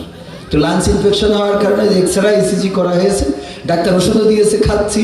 এবং খাচ্ছি বলতে বিকালে হাসপাতাল থেকে এসে মাহফিলে আসতাম না যদি কথা মানে আমাদের মান সম্মান না যেত, না আসলে ইরাও যদি সাতক্ষীরায় পরে আসতাম কাটি খুলে দিত। ঠিক না বে ঠিক? হুজুর বেকায়দায় পড়ে গেলি মানতে চাই না রে ভাই, আপনি আসে এসে সালাম দিয়ে চলে যাবেন অসুবিধা। আমি কিন্তু মাঝে মাঝে এখানে ঠেসে ধরছি, দেখতে পাচ্ছেন আপনারা এই জায়গায়, মানে যখনই নিঃশ্বাস নিচ্ছি তখন একটা সুচের মতো ফুটতেছে এখানে। তো যাই হোক, এটা যাই ফুটুক তাই ফুটুক, ও ওয়াজ না করে থেকে গেলে এরা মানবেন না। তো তারপরেও এই জন্যই চা আমার দরকার নেই, আর অল্প সময় আছে, দেখি কয় মিনিট, ও সময় তো 10 মিনিট পার হয়ে গেছে, আর 10-15 মিনিট থাকা যাবে না। মাঝখানে বলবে বসে আমার চাচা এসে মনে করবে ওই এই প্লেটের লোক, এইটা রেখে এখান থেকে বসবে, আর আমার ভাইজান এসে মনে করবে এই প্লেটের লোক এখান থেকে বসবে। এবার যেই আজান দেবে কবে দেখো নষ্ট হবে, দুটো এক জায়গায় করিনি কুপা আসে না নাই। আবার রোজার মাসে দেখবেন তারাবিতে প্রথম কাতারে যারা 12 মাস নামাজ পড়ে না যারা, তারা এই ঠিক না বেঠে? আপনি তারাবির দিন যাই দেখবেন, যাই নামাজ বিছানো, যেই 5 ওয়াক্ত যে নামাজ পড়ে ও তো প্রতিদিন যাই, ও যাই দেখে সামনের কাতারে আর কোনো জায়গা নাই, সব আল্লাহর ওলিরা বসা। আর আল্লাহর ওলিরা শুধু বসা না, ওরা আবার উঠে বড় বড় গোপের শাহ উঠে বলে, শোনেন রোজার মাস অত্যন্ত বরকতময় একটা মাস, সবাই আসবে, তারাবি পড়বে। বলে না গোপের শাহ ওই স্টেজে ওর সামনে ওই সময় তারাবির টাকা কে কে দেয়নি ওদেরকে কালকে মসজিদে ঢুকতে দেওয়া হবে না। ঠিক না বেঠে? 1 মাস ইবাদত করে ঈদের নামাজ পড়ে জোহরের ওয়াক্তে আর একটা আল্লাহ ওলিও পাওয়া যায় না। কথা কয় না? সত্যি না মিথ্যে? মাঝে মাঝে ঠিক বলি, কোনো অসুবিধা আছে? যদি ঠিক না হয় তো বেঠিক বলে, হ্যাঁ বলবেন যে বেঠিক। ও আমার ভাইরা, আমার স্ত্রী একটা বিষয় আপনাদের বুঝাই, যারা 1 মাস ইবাদত করেন তাদের একটু বুঝাই দিই। আমার স্ত্রী রোজার মাসে আমার সেহরির সময় ডেকে তোলেন, আমার পান্তা ভাত গরম করে দেয়, আমার ডিম ভেজে দেয়, আমার ইফতারের সময় ইফতারি রেডি করে দেয়, শীতের সময় উজুর পানিটা গরম করে দেয়, সব করে দিয়ে রোজার মাস যে পার হয়ে গেল। আমি ঈদের নামাজ পড়তে গেলাম, নামাজ পড়তে যাওয়ার পরে নামাজ পড়ে বাড়ি আসলাম, এসে দেখি সন্তান কাঁদছে, আমার সিয়াম কাটতেছে। আমি বললাম বাবা কি হয়েছে? কয় মা তো খুঁজে পাচ্ছি। আমি বলছি কেন? বলছে মা তো পাচ্ছি না আব্বা, কি করা যায়? আমি বললাম তুই উত্তর পাড়া দেখে আয়, আমি দক্ষিণ পাড়ায় যাচ্ছি। 2 বাপ্পুই 2 পাড়ায় গেলাম, ওই সীমা চাপা পালাম না। আমি বললাম তুই পশ্চিম পাড়ায় যা, আমি পূর্ব পাড়ায় যাচ্ছি। আবার খুঁজলাম, তাও পালাম না। সন্তান কাঁদতেছে, আব্বা গো মা কনে গেল গো। আমি বললাম বাবা কান্নাকাটির দরকার নেই, কোনো মনে হয় ঝামেলা হয়েছে, অসুবিধা নেই, আমি তো আছি, আমি তোমার যাই হোক করে মানুষ করব। 11 মাস ধরে আমার স্ত্রীর আর কোনো খবর পালামই না। 11 মাস পরে আবার যেদিন রমজানের রোজার চাঁদ উঠেছে গো, ওই দিন এসে পিছন থেকে সালাম দিয়ে বলছে, আসসালামু আলাইকুম ইয়া স্বামী। আমি বললাম তুমি কি না, বলছে কেন চিনতে পারছো না? আমি বললাম তুমি কই না স্বামী গো? বলছে আমি তোমার স্ত্রী। ও আমার খোকার মা তুমি, এতদিন কনে ছিলে? আমার সোনার ময়না পাখি 11টা মাস তুমি গো কেন দিলে ফাঁকি রে আমার কলজের ময়না পাখি। বলছে শোনো, আমি 11 মাস কনে গেলাম। এই রোজার মাসে আমার ফেসবুকে মকসদের সাথে একটু লাইন হয়েছিল। যেদিন তুমি ঈদের নামাজ পড়তে গেলে ওই দিন মকসদের সাথে আমি চলে গেছিলাম ঢাকা গার্মেন্টসে। ওরে বাবা সময় তো চলে যাই রে, এত অনুরোধ। আমি তো আজকে অল্প কথা বলতাম, তাও একটু বেশি বলছি, কারণ আমি দেখছি যে আপনারা খুব সুন্দর শ্রোতা। আলহামদুলিল্লাহ, আল্লাহ করেছেন। হুজুর আমি সভাপতি বলছি, শেষে একটা কালে এটা বললি তো সব হাঁটা দেবে থাকবে। ও আমার ভাই, আমি কিন্তু কোনো ভূমিকা ছাড়াই শুরু করেছি না, একদম ডাইরেক্ট স্টার্ট করছি। ওই সভাপতি কি রাইয়েছে কোন অতিথি বলি। এই মাঝে মাঝে দেখা যায় আমাদের নেতাদের বক্তৃতা দিতে দিন স্টেজে উপস্থিত আছেন আমাদের সাধারণ সম্পাদক, তারপরে উপস্থিত আছেন, এই সবার নাম বললে উনি বলে কি আমার বক্তব্য হইলো আপনারা সবাই আমাদের সাথে থাকবেন, এইগুলি কথা শেষ করছে। আর 5 মিনিট খালি উপস্থিত আছে যারা, ওদের নাম বলে। ঠিক না ভাই? ঠিক, এই খেয়াল করেছেন? আবার আমার আজকে দ্বিতীয় বার্তা খুব ভালো মানুষ, আখের মুনাজাত উনি আগে করে দিয়ে গেছে। মুনাজাত তো করে দিয়েছে আলহামদুলিল্লাহ। আর মুনাজাত না করলেও কোনো অসুবিধা। আবার এই সব মিলিত মুনাজাতকে বেদাত বলে এমন এক শ্রেণী আছে না নাই? আল্লাহ রাসূল বললেন ইবাদতের নামে যদি কেউ নতুন কিছুর সংযোজন করে তাইলে সেটা বেদাত হবে। বলেন মুনাজাতটা কেউ ইবাদত মনে করে নাকি? কেউ প্রমাণ দিতে পারবেন যে কেউ ইবাদত মনে করে মুনাজাত করে? দোয়া করে আল্লাহর কাছে চায়। আল্লাহর কাছে যাবে না দেখি সরকারের কাছে যাবে? আল্লাহর কাছে যাবে না ওবায়দুল কাদের কাছে যাবে? ওদের কাছে চাইলে তো বড় আর ওই যে পেয়ারা দেবে। ঠিক না বেঠে? আর আল্লাহর কাছে চাইলে কি দেবে? আল্লাহ এমন রিজিক দেবে যে রিজিক আপনি কল্পনাও করতে পারবেন না। যারা আল্লাহকে চেয়েছে তারা পেয়েছে, আর যারা চাই নাই তারা পায়। আল্লাহকে যারা অভিভাবক মেনে নিয়েছে ওদের আল্লাহ এত পুরস্কার দিয়েছে আপনি কল্পনাও করতে পারবেন না। বায়েজিদ বোস্তামীর ঘটনা কালকে বলেছিলাম। আমার মা বোনেরাও আছে, অনেক যুবক আছে, সন্তানেরা আছে।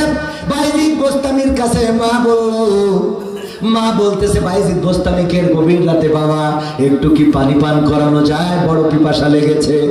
তাড়াতাড়ি করে বায়েজিদ বোস্তামী উঠলেন। ওগো যুবকেরা কান খুলে শোনো, মায়ের সাথে কেমন আচরণ করবা, বাবার সাথে কেমন আচরণ করবা।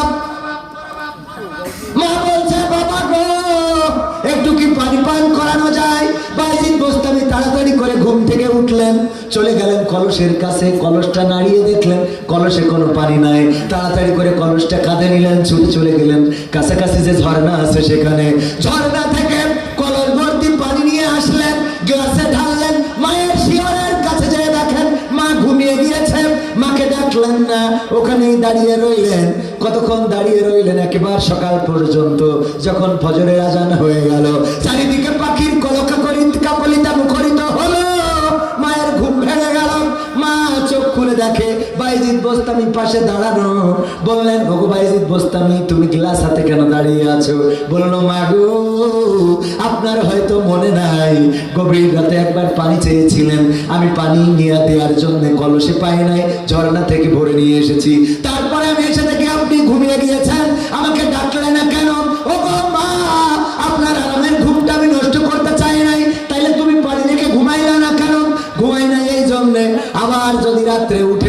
চাবি দাও, আর আমার যদি দিতে দেরি হয়ে যায় আর এই ফাঁকে যদি আপনি আবার ঘুমিয়ে যান, আল্লাহর কাছে আমি বেয়াদব হয়ে যাব। আল্লাহর কাছে কি কৈফিয়ত দেব যে তোমার মা দুইবার করে পানি চেয়েছে, দিতে পারো না।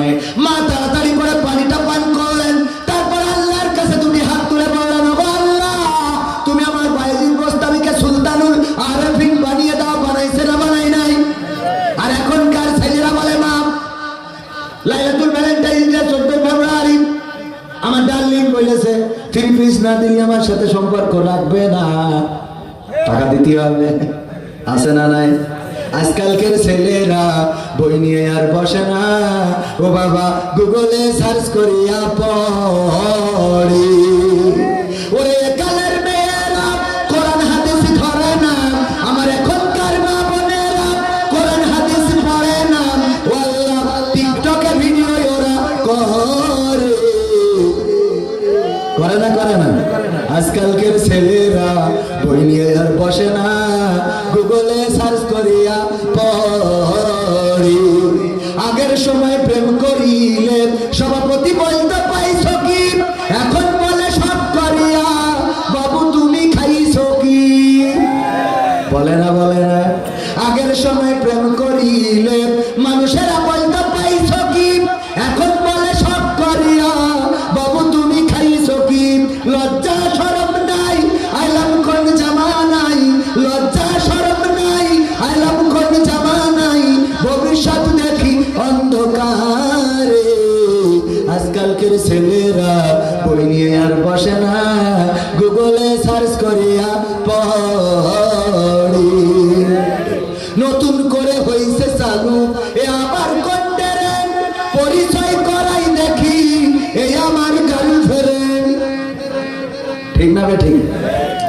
নতুন করে হইছে চালু এ আমার কন্টেন্ট, পরিচয় করাই দেখি এই আমার বয়ফ্রেন্ড।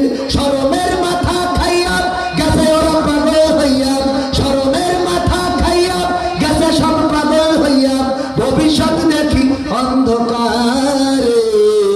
আজকালকের ছেলেরা বই নিয়ে আর বসে না, ও বাবা গুগলে সার্চ করিয়া পড়ে। ওরে ভিড়ির মা বোনেরা কোরআন হাদিস পড়ে না, ঠিক না বেটি? সবাই না, অনেকে। আগে যখন মসজিদ থেকে ফজরের নামাজ আদায় করে আমার সভাপতি অথবা ভাইজানেরা আছেন, সবাই সাক্ষী যারা পুরনো মানুষ আছেন, নামাজ শেষে রাস্তা দিয়ে আসার সময় মানুষের ঘর থেকে কোরআন তেলাওয়াতের গুনগুন আওয়াজ পাওয়া যেত না, যেত না? এখন কি যায়? না, যায় না। এখন গুনগুন আওয়াজ তো দূরের কথা, সিরিয়ালের ওই কুপাকুপি। আর যদি বিয়ে হয়, মুসলমানি হয়, তাইলে ডিজের বড় বাড়ি আছে না নাই? এমন কোন বিয়ে এখন তেমন একটা হয় না রে, যেই বিয়েতে ডিজে বাজে। আমার নতুন একটা ফেতনা তৈরি হয়েছে, এই যুবকেরা ইজি বাইকের মধ্যে স্পিকার লাগায়, তারপরে গান বাজায় দুমদুমা দুম, আর গ্রামের রাস্তা দিয়ে যায়, আছে না নাই? আবার কেউ ওই যে লরি ভাড়া করে, পিকআপ ভাড়া করে, ট্রাক ভাড়া করে, ওর মধ্যে আমার জেনারেটর ওই যে স্টার্ট দিয়ে তারপরে কুপাকুপি শুরু করে দেয়। আমি একবার একজনের বাড়ির বিয়েতে বললাম, এই কাজে করতে চাও কেন? কয় বিশেষ একটা দিন, তোমাদের এত অসুবিধা হয় কেন? আমি চিন্তা করলাম ওদের বাড়ি যেদিন কেউ মরে যাবে ওই দিন আমার টাকায় ডিজে ভাড়া করে বাজাবো। বলো এই কাজ কেন করতে চাও? বলো পারবে না কেন? আজকে তো একটা বিশেষ দিন, এই দিন তো সচরাচর আসে না। তোমার ছেলের নুনু কাটার দিন যদি ডিজে বাজাইনো যায়, তোমার ছেলের গায়ে হলুদের দিন যদি ডিজে বাজাইনো যায়, তোমার ছেলের বিবাহের দিন যদি ডিজে বাজানো যায়, তোমার ছেলের বাসর রাতের জন্য যদি ডিজে বাজানো যায়, তাইলে তোমার ছেলের জানাজার দিনও ডিজে বাজাবো। ঠিক না রে? ঠিক। ওই দিন এসে হুজুর আপনাদেরকে একটু ডেকে দেন, কোরআন এই তো বড় মানুষের জন্য কোরআন না চলিস কথা কয় না। আমার আল্লাহ, আমি যে আয়াতে কারিমা তেলাওয়াত করেছি সূরা বাকারায়, প্রথম দিকে বললেন কাইফা তাকফুরুনা বিল্লাহি ওয়া কুনতুম আমওয়াতান ফাআহইয়াকুম সুম্মা ইউমীতুকুম সুম্মা ইউহয়ীকুম সুম্মা ইলাইহি তুরজাউন। আমার আল্লাহ বলছেন আমাদেরকে ডেকে, কাদেরকে? আমাকে ডাক দিয়ে বলছে, সভাপতিকে ডাক দিয়ে বলছে, ফিংড়িবাসীকে ডাক দিয়ে বলছে, ওগো আমার বান্দারা, কেমন করে তোমরা আমার সাথে কুফরি করো, আমাকে অস্বীকার করো, অথচ তোমরা ছিলে মৃত, তোমাদের কোনো জীবন ছিল না, তোমাদের কোনো আকার আকৃতি ছিল না, এই পৃথিবীর পরে তোমাদের কোনো অস্তিত্ব ছিল না। আমি তোমাদের জীবন দিলাম, আবার একদিন আমি তোমাদের মৃত্যু ঘটাবো, আবার একদিন আমি তোমাদের পুনরুজ্জীবিত করব। বেলা শেষে ফেরা লাগবে কার কাছে? যদি আল্লাহর কাছে ফেরা লাগে, তাহলে নিজেদেরকে আল্লাহর সামনে দাঁড় করানোর মতো উপযুক্ত করে বলার দরকার আছে না নাই? প্রধানমন্ত্রী যদি আপনার সাথে দেখা করতে চায়, এই দেখা করতে চাইলে ওই দিন আপনার বাড়ি আছে ছিঁড়া জামা, ওই ছিঁড়া জামা পরবেন নাকি ধার করে হলো অন্তত কারো জামা নতুন জামা গাইতে যাবেন? যাবেন না? আপনি পরীক্ষা দিতে যাবেন, কলম নাই, কলম না নিয়ে কেউ পরীক্ষা দিতে যাবেন? পরীক্ষা যখন দেওয়া লাগবে কলমের দরকার আছে না নাই? ও আমার ভাইয়েরা, বিয়ে যদি করতে যান, বরযাত্রী সবাই গিয়েছে 200 জন, যাওয়ার পরে বলছে আমাদের বর একটু ব্যস্ত আছে, ঢাকা গার্মেন্টসে কাজ করে, ও 2 সপ্তাহ পরে আসবে না, আজকে আপাতত আমাদের খাওয়াই দেন। কাঠি থাকবে? বিয়ে যদি করতে যেতে হয়, বরের নিয়ে যাওয়ার দরকার আছে না নাই? বরের নিয়ে যাওয়ার দরকার।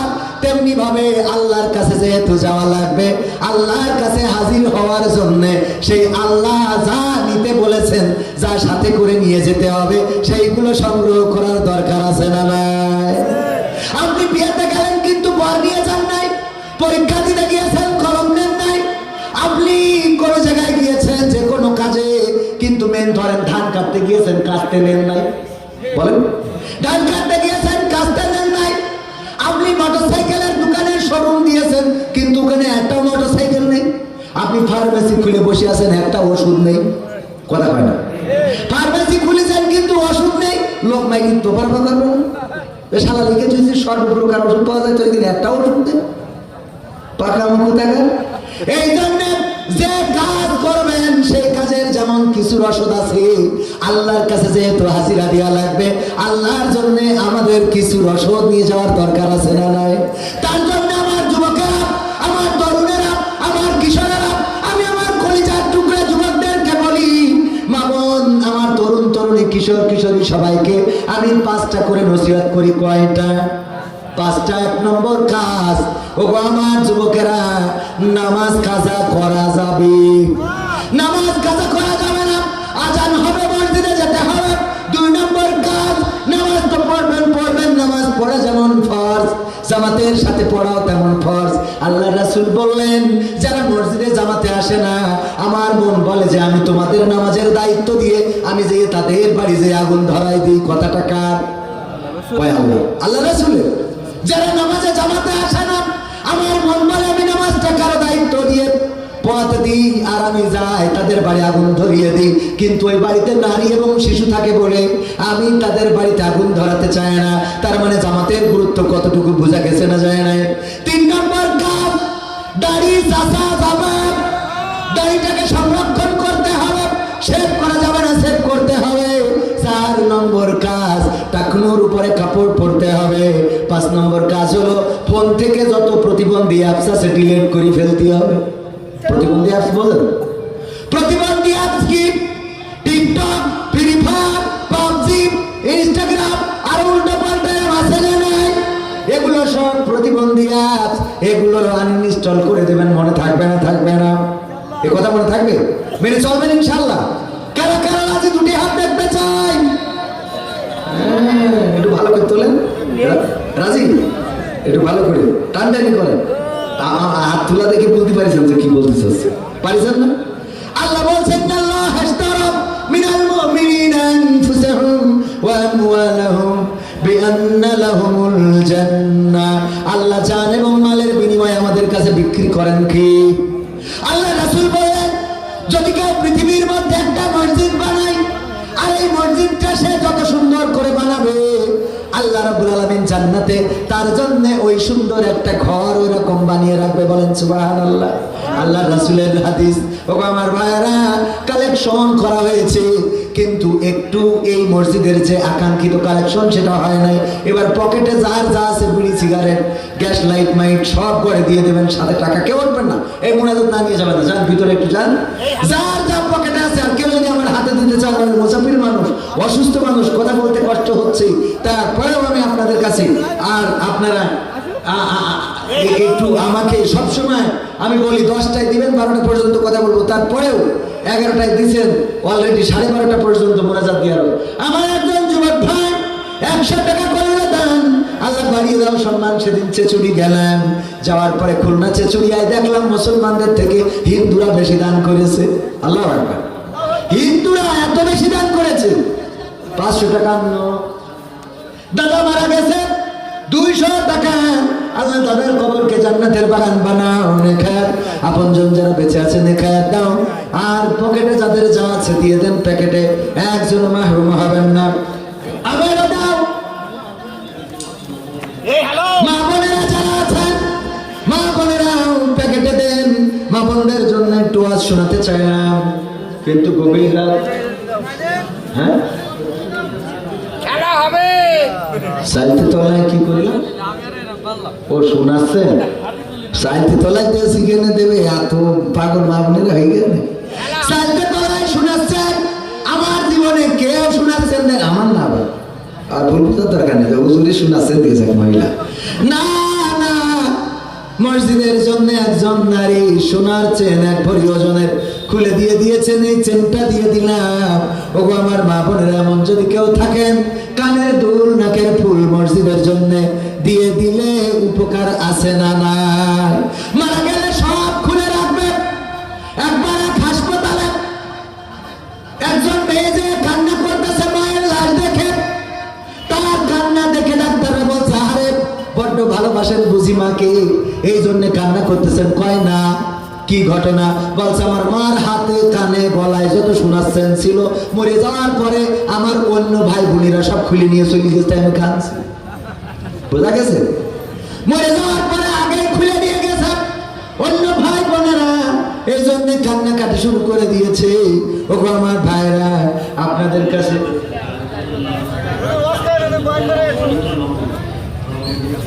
এ নিয়ে মারামারি করার কিছু নেই, ইখতিলাফ আছে। তাহাজ্জুদের নামাজ রাসূলের জন্য ওয়াজিব ছিল, কিন্তু আমরা পড়লে সেটা সুন্নাত, সুন্নাতে মুআক্কাদা ছেড়ে দিতেও পারেন। আবার অনেক মনীষী বলেছেন এটা নফল ইবাদত, যদি নফল মনে করে পড়েন তাও অসুবিধা নেই, সুন্নাত মনে করে পড়েন তাও অসুবিধা নেই। 2 রাকাত কমপক্ষে, 4 রাকাত, 8 রাকাত, 10 রাকাত, 20 রাকাত যত মনে চায় পড়তে পারেন, তবে কোয়ান্টিটি না করে কোয়ালিটির দরকার আছে না নাই? 12 রাকাত পড়েছেন, সূরাগুলো সহি পড়েন নাই, সুন্দর করে রুকু সিজদা করেন নাই, ওই 12 রাকাতের থেকে 2 রাকাত যত্ন করে পড়লেই সেটাই আল্লাহর কাছে গ্রহণযোগ্যতা পাবে। বলেন সুবহানাল্লাহ। এ নিয়ে মাথা ফাটাফাটি করে লাভ নেই, যার পড়ার দরকার সে পড়েন।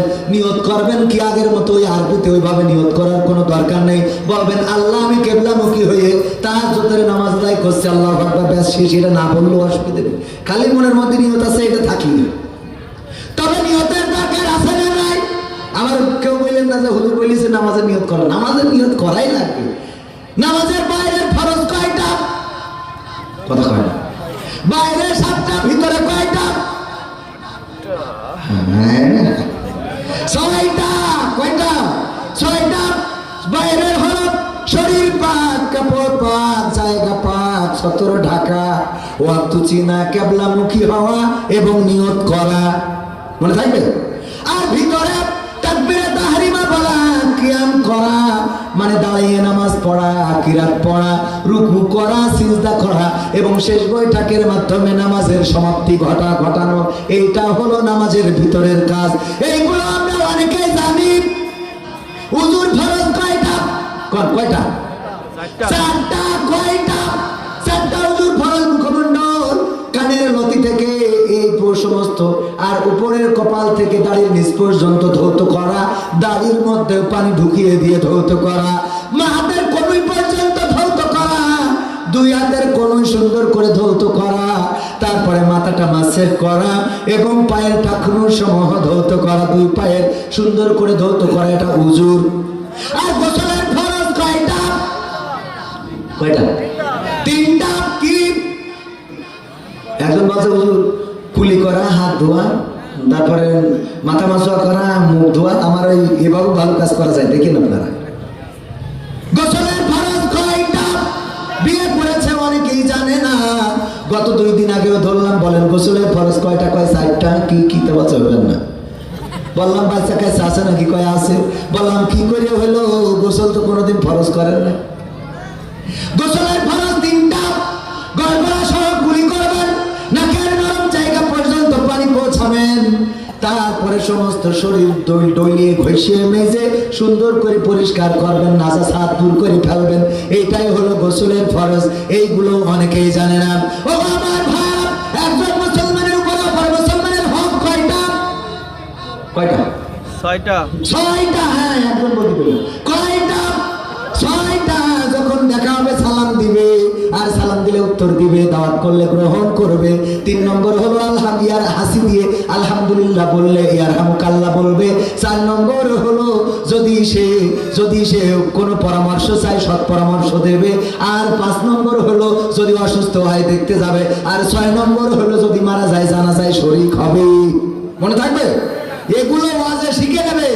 আমি ধরি বলতে পারে না, কারণ এখন তো এসব ওয়াজ নেই। এখন ওয়াজে উঠেই কুপাকুপি। মওদুদি সাহেব তাফহিমুল কোরআনে ভুল করেছে। কথা কয় না আছে না নাই?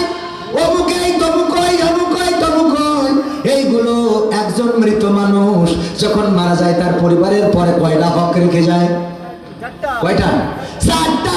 1 নম্বর হক তার দাফন কাফনের ব্যবস্থা করা এবং তা যত দ্রুত সম্ভব। 2 নম্বর হক যদি সে কোনো ওসিয়ত করে সেটা পালন করা। 3 নম্বর হক যদি কোনো ঋণ সে রেখে যায় সেই ঋণ পরিশোধ করা, এবং যদি সে কারো কাছে পায় সেটাও তাকে দিয়ে দেওয়ার দরকার আছে না নাই? তার ওয়ারিসদের কাছে দিয়ে দেবেন। এবং 4 নম্বর হক হলো যদি সে কোনো সম্পদ রেখে যায় সেটা সুষম বন্টন করে দেয়া। মনে থাকবে?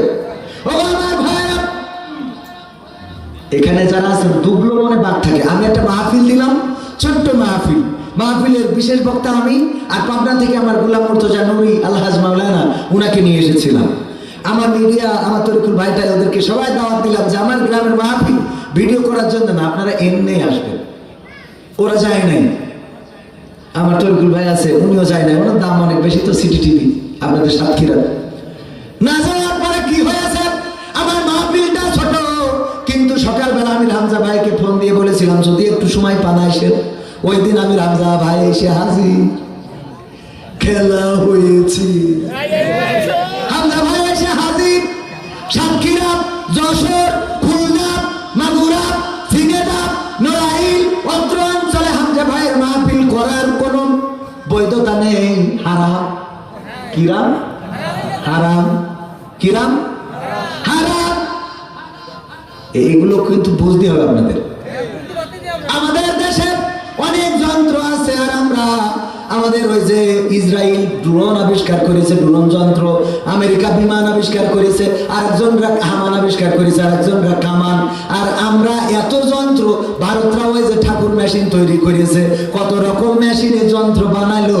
আর বাংলাদেশের একটা যন্ত্র তৈরি করেছে যা বিশ্বের কেউ এখনো বানাইতে পারেন নাই। সেই যন্ত্রের নাম কি বলেন? হ্যাঁ, ষড়যন্ত্র। কি যন্ত্র? বাংলাদেশ ছাড়া কোথাও নেই। ঠিক না বেঠে? একবার উদাহরণ দেওয়ার জন্য বলেছে, এক নৌকায় করে কাঁকড়া ধরে নিয়ে যাচ্ছে। সব কাঁকড়ার ওই যে ড্রামের মধ্যে ঢাকনা দিয়া অনেক দেশ, এমন ইংল্যান্ড, আমেরিকা, তারপরে এই সেই ইত্যাদি ইত্যাদি বিভিন্ন দেশের ড্রামে লেখা। আর কাঁকড়াগুলো ঢাকনা দিয়া, খালি বাংলাদেশের কাঁকড়ার ড্রামে ঢাকনা দিয়া নেই। মালিক বলতেছে ওই ড্রামে ঢাকনা দিয়া নেই, শিখিয়ে লাগাও নাই, সব নদীতে বেরোয় দেবে। বলছে না, ওটা বাংলাদেশের। বলছে কেন? বলছে বাংলাদেশের কাঁকড়ারা ওরা বাংলাদেশে থাকতে থাকতে বাংলাদেশের চরিত্র ওরা আয়ত্ত করে ফেলেছে। অন্য দেশের কাঁকড়াগুলো যদি বের হইতে চায় নিজের থেকে অনেকেই ঠেলে উপরে তুলে দেয় যে আপাতত তুই বাস, তারপর আমার যা হয় হবে না। আর বাংলাদেশের কাঁকড়ারা যদি কেউ বের হইতে চায় ওরা 10 জন ধরে টানে যে তুই বেরোবি, তার মানে শালা। ঠিক না বেঠে? একজন যদি উপরে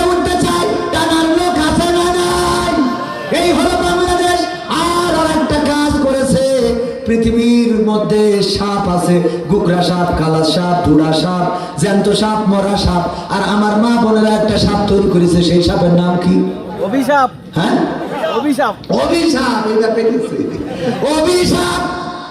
যদি কিছু হয় ও মরে না কেন, ওর কলেরা হয় না কেন, ওর বসন্ত ধরে না কেন, আজরাইল ওর চেনে না কেন, আছে না নাই? স্বামীর জন্য দোয়া করে, আমি পারি না আর পারি না, আমার স্বামী কেন মরে না, আজরাইল কি চিনে আমার স্বামী রে গো, আমি পারি না আর পারি না। গায় না, গায় না। স্বামীর প্রতি অভিশাপ দেয়, প্রমাণ নিবেন। আমার কাছে ফোন দিয়েছে একজন নারী, ফোন দিয়ে বলতেছে, হুজুর আপনি কি সেই হুজুর? আমি বললাম, কোন হুজুর? ওই যে প্রশ্ন ধরেন আর উত্তর দেন। বললাম, হ্যাঁ আমি অত বড় হুজুর না, তবে বলেন কি সমস্যা? বলছে, হুজুর গো, আমার স্বামী 1 সপ্তাহ হইল মরে গেছে রে ও হুজুর, হুজুর। আমি বললাম, আমার কিছু করার নেই, আমার বিয়ে করা শেষ, 2 ছেলে আছে, একটা বউ নিয়ে তাই ঠিকঠাক মতো দিন চলে না। আর আপনি বলেন স্বামী মরে গেছে? কয় না হুজুর, ওই কথা না। তাহলে কি কথা? হুজুর গো, আমার স্বামী অসুস্থ ছিল, আমি প্রায়ই বলতাম তোমার মরণ করে না কেন, তুমি মরে না কেন, আজরাইল তোমার উঠায় না কেন, মালাকুল মউত তোমার চোখে দেখে না কেন, তোমার থেকে আল্লাহ আমার বাঁচায় না কেন? এইভাবে তারে বলতাম। আজ 1 সপ্তাহ হয়ে গেল মারা গেছে, আমি তো মন রে বুঝাইতে পারি না রে, সে কি আমার অভিশাপের কারণে মারা গেল, নাকি তার আবুল হায়াত শেষ বলে মারা গেছে? বলেন, হায়াত শেষ বলে মারা গেল, নাকি সে আমার অভিশাপে মারা গেল? হুজুর আপনার কাছে আমি একটু জানতে চাই। আমি বললাম, আমি অত বড় হুজুর না যে আমি এটা দেখে বলে দেব, আমি তো ইকেনটা সেই সেই সেই। বলছে, বাবা কি হলো? বলছে, কাবা ঘরে কুত্তা ঢুকছিল, খেদাই দিলাম। আরে বাবা, এরকম আছে না? না, খুব কি মুরিদরা জিজ্ঞেস করে, বাবা কি হয়েছে? কয়, মসজিদে নববীর মধ্যে খাটা ঢুকছিল, তো খেদাই দিলাম। কত বড় আল্লাহ! মসজিদে নববীর মধ্যে খাটা ঢুকছে, ওখানে দেখতে পাচ্ছে। একজন পরীক্ষা করার জন্য ভাতের নিচেই তরকারি দিয়েছে, গোশ দিয়েছে, রোস্ট দিয়েছে, ডিম সেদ্ধ, মাছ ভাজি সব দিয়েছে, দিয়ে উপরে দিয়েছে ভাত। পীর সাহেব খাতি বসে ওরকম কথা, কি হয়েছে? ওই তাজমহল ওখানে দেখলাম এক মেয়ে আর এক ছেলে উল্টো পাল্টা করছে, তাই ওদের একটু ফাঁকা করে দিলাম। তারপরে ভাত নিয়ে চুপচাপ বসে নিয়ে বলছে, হুজুর খান। বলছে, রহস্য করেন নাকি? এই শুধু ভাত খাবো কি করে? বলছে, হুজুর তাজমহলে কিনা কিনা টিং টাং ফিং ফাং করে, ওই দেখতে পান, আর ভাতের নিচে যে তরকারি দেখতে পান না। কোন ধরনের হুজুর আছে না নাই?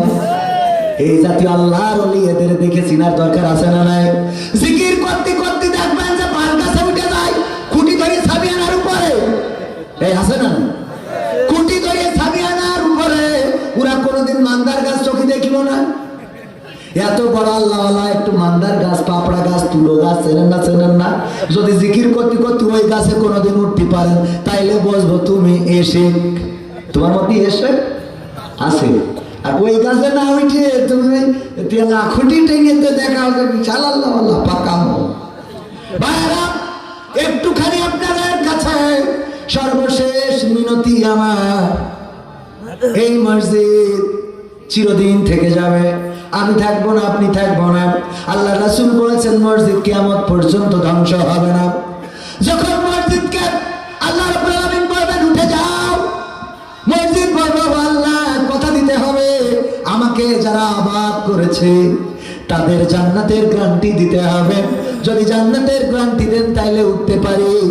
আল্লাহর নবী বলেছেন, যখন আল্লাহ ওয়াদা করবেন মসজিদ তোমার মধ্যে যারা ইবাদত করেছে, রাত জেগেছে, তাহাজ্জুদ পড়েছে, আমি তাদেরকে ক্ষমা করে দিলাম, জান্নাত দিলাম, এই কথা বলে দিবেন, তখন মসজিদ উঠে যাবে। একটা ঘটনা বাকি থেকে গেছে, ওই যে ঘটনা বলছিলাম, মনে আছে কিনা?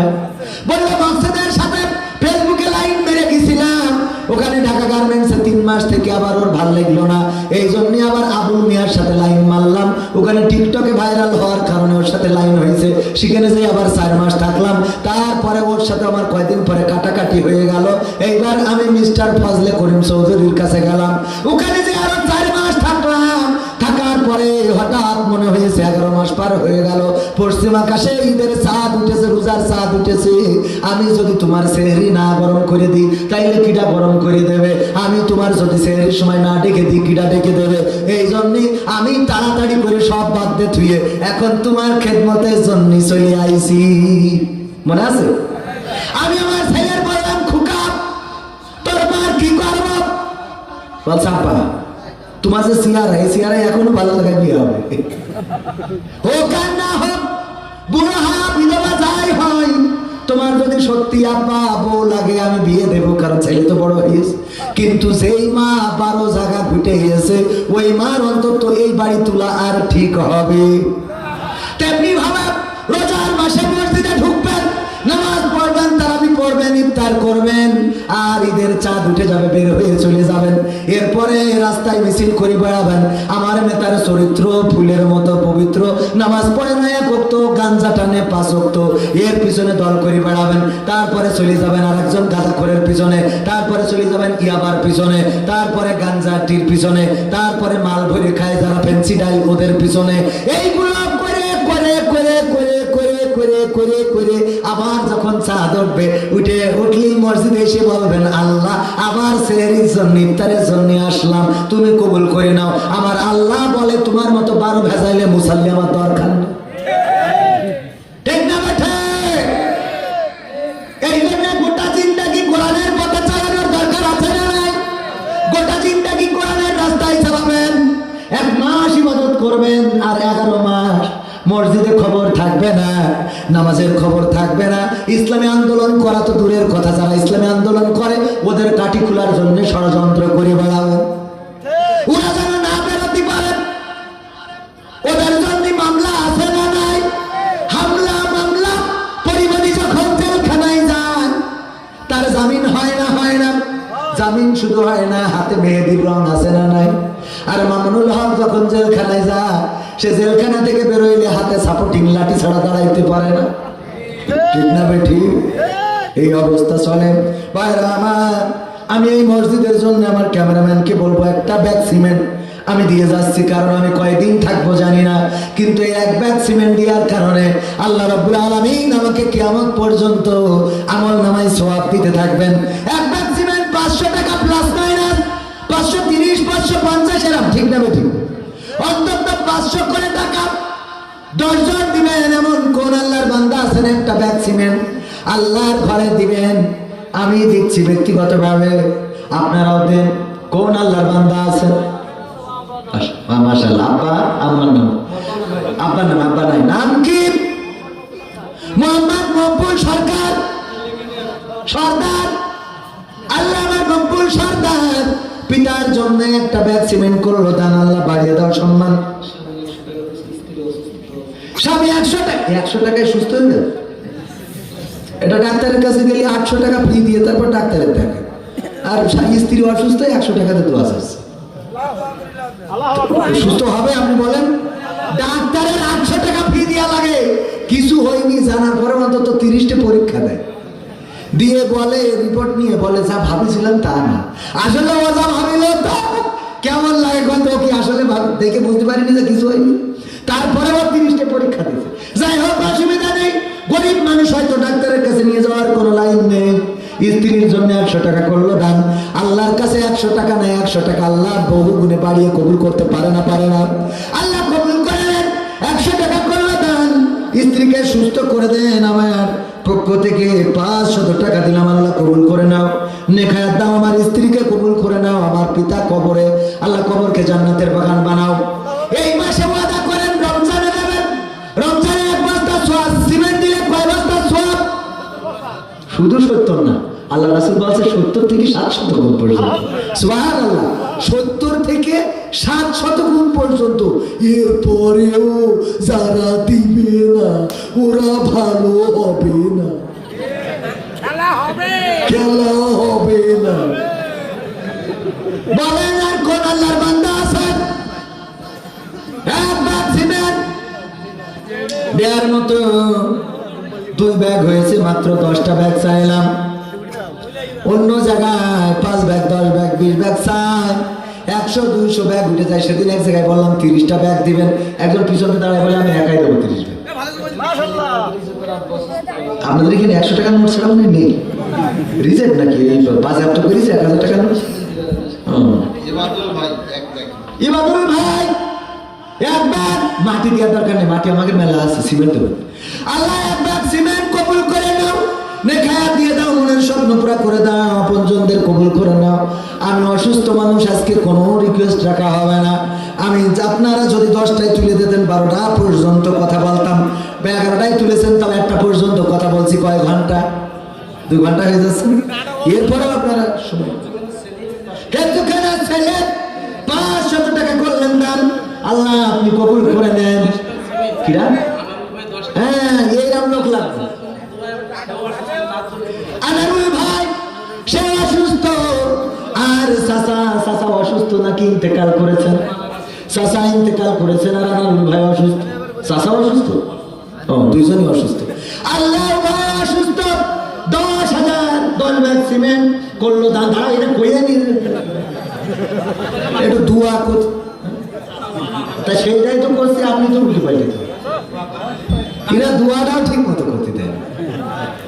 আমার চাচা আনারুল ভাইয়ের চাচা, আমাদের চাচা ইন্তেকাল করেছেন, কবরের বাসিন্দা। ওগো আল্লাহ কবরটাকে জান্নাতের বাগান বানাও। আনারুল ভাই অসুস্থ, আল্লাহ সুস্থ দান করে দাও, বলেন আমিন। 10টা ব্যাগ সিমেন্ট দিল মসজিদের জন্য, কবুল করে এবার বলেন। সকল চাচা 1 বস্তা সিমেন্ট করলেন দান, আল্লাহ বাড়িয়ে দাও সম্মান। আল্লাহ স্ত্রীকে কবুল করে নাও, আপনজনদেরকে কবুল করে নাও। ও আমার যুবকেরা 1 বস্তা সিমেন্ট দেওয়ার মতো আমসার আলী 1 বস্তা সিমেন্ট করলো দান, বাড়িয়ে দাও সম্মান। মনের নেক বাসনা পুরা করে দাও। আপনজন যারা কবরে, কবরগুলো জান্নাতের বাগান বানায়া দাও। মা বোনদের মধ্যে লিস্ট পাঠিয়ে দিতে পারেন, কানের ফুল নাকের দুল। কোন মা বোন যদি দিতে পারেন গো, আল্লাহর ঘরের জন্য কিরা রাব্বি 500 টাকা আল্লাহ দানকে কবুল করে নাও। অসুস্থ মানুষ সুস্থ দান করে দাও। শেখানু ভাই, শেখ পরিবারের লোক 1 বস্তা দিয়ে হবে, তাও মেনে নিলাম। 1 বস্তা ইকবাল, কবি আল্লামা ইকবালের নামে নাম। একজন ভাই কয় বস্তা? 1 বস্তা সিমেন্ট আল্লাহ কবুল করনে খেয়ে দাও, মনের স্বপ্ন পুরা করে দাও। আমার মা বোনদের মধ্যে আবেদা, জবেদা, সবেদা, হাসিনা, খালেদা, কু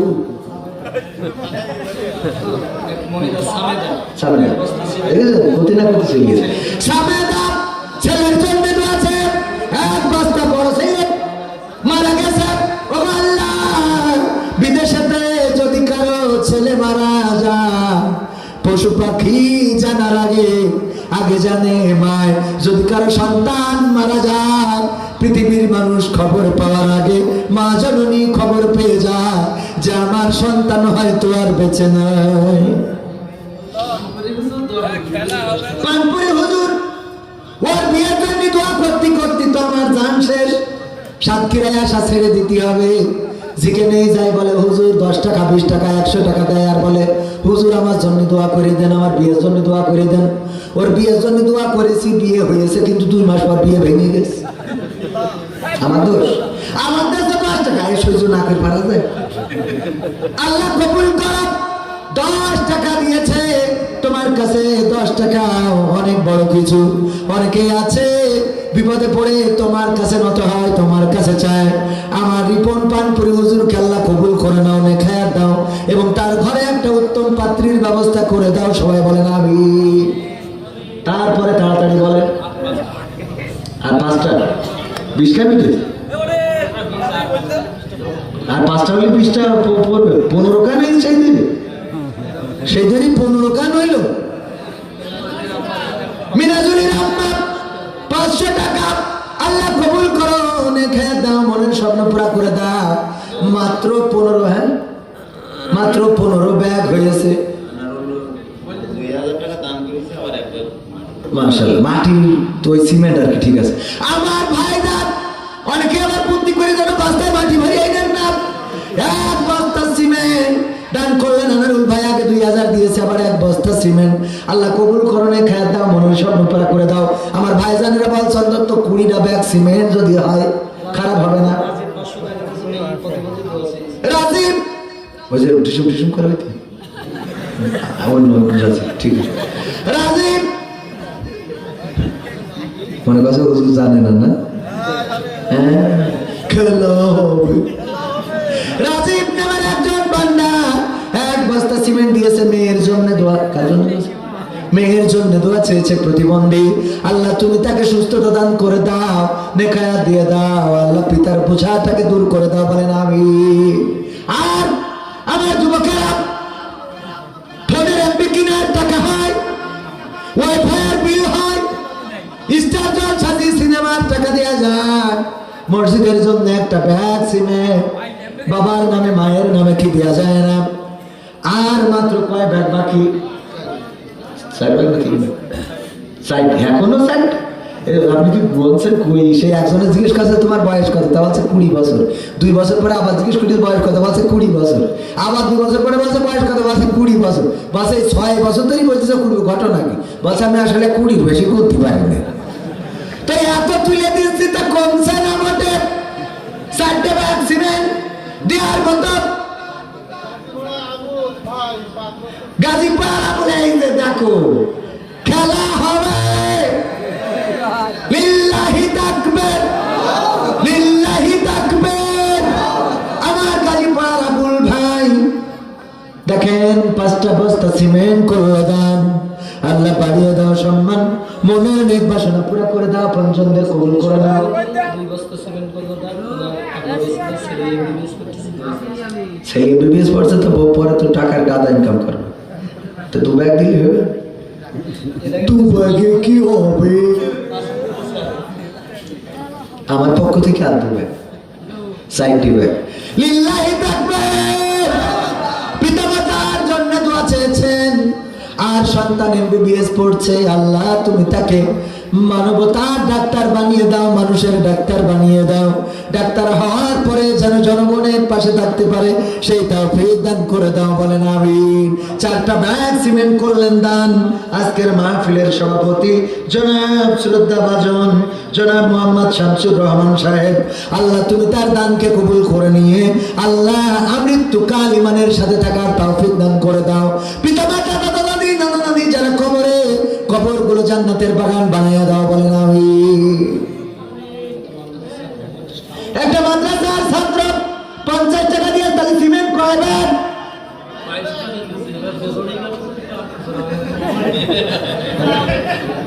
একটা, আপনি এক কান থেকে হবেন। ইমাম সাহেব এই মসজিদের ইমাম কয় কান? বেতন যে ঠেলাই দে তো 5 খান ওই দিলে এবার পরে ইমামরা চুরি করতে যাইতে হবে, ঠিক না? বেতন যা পাই তা বাকি, খেয়াল খাতা করা লাগবে।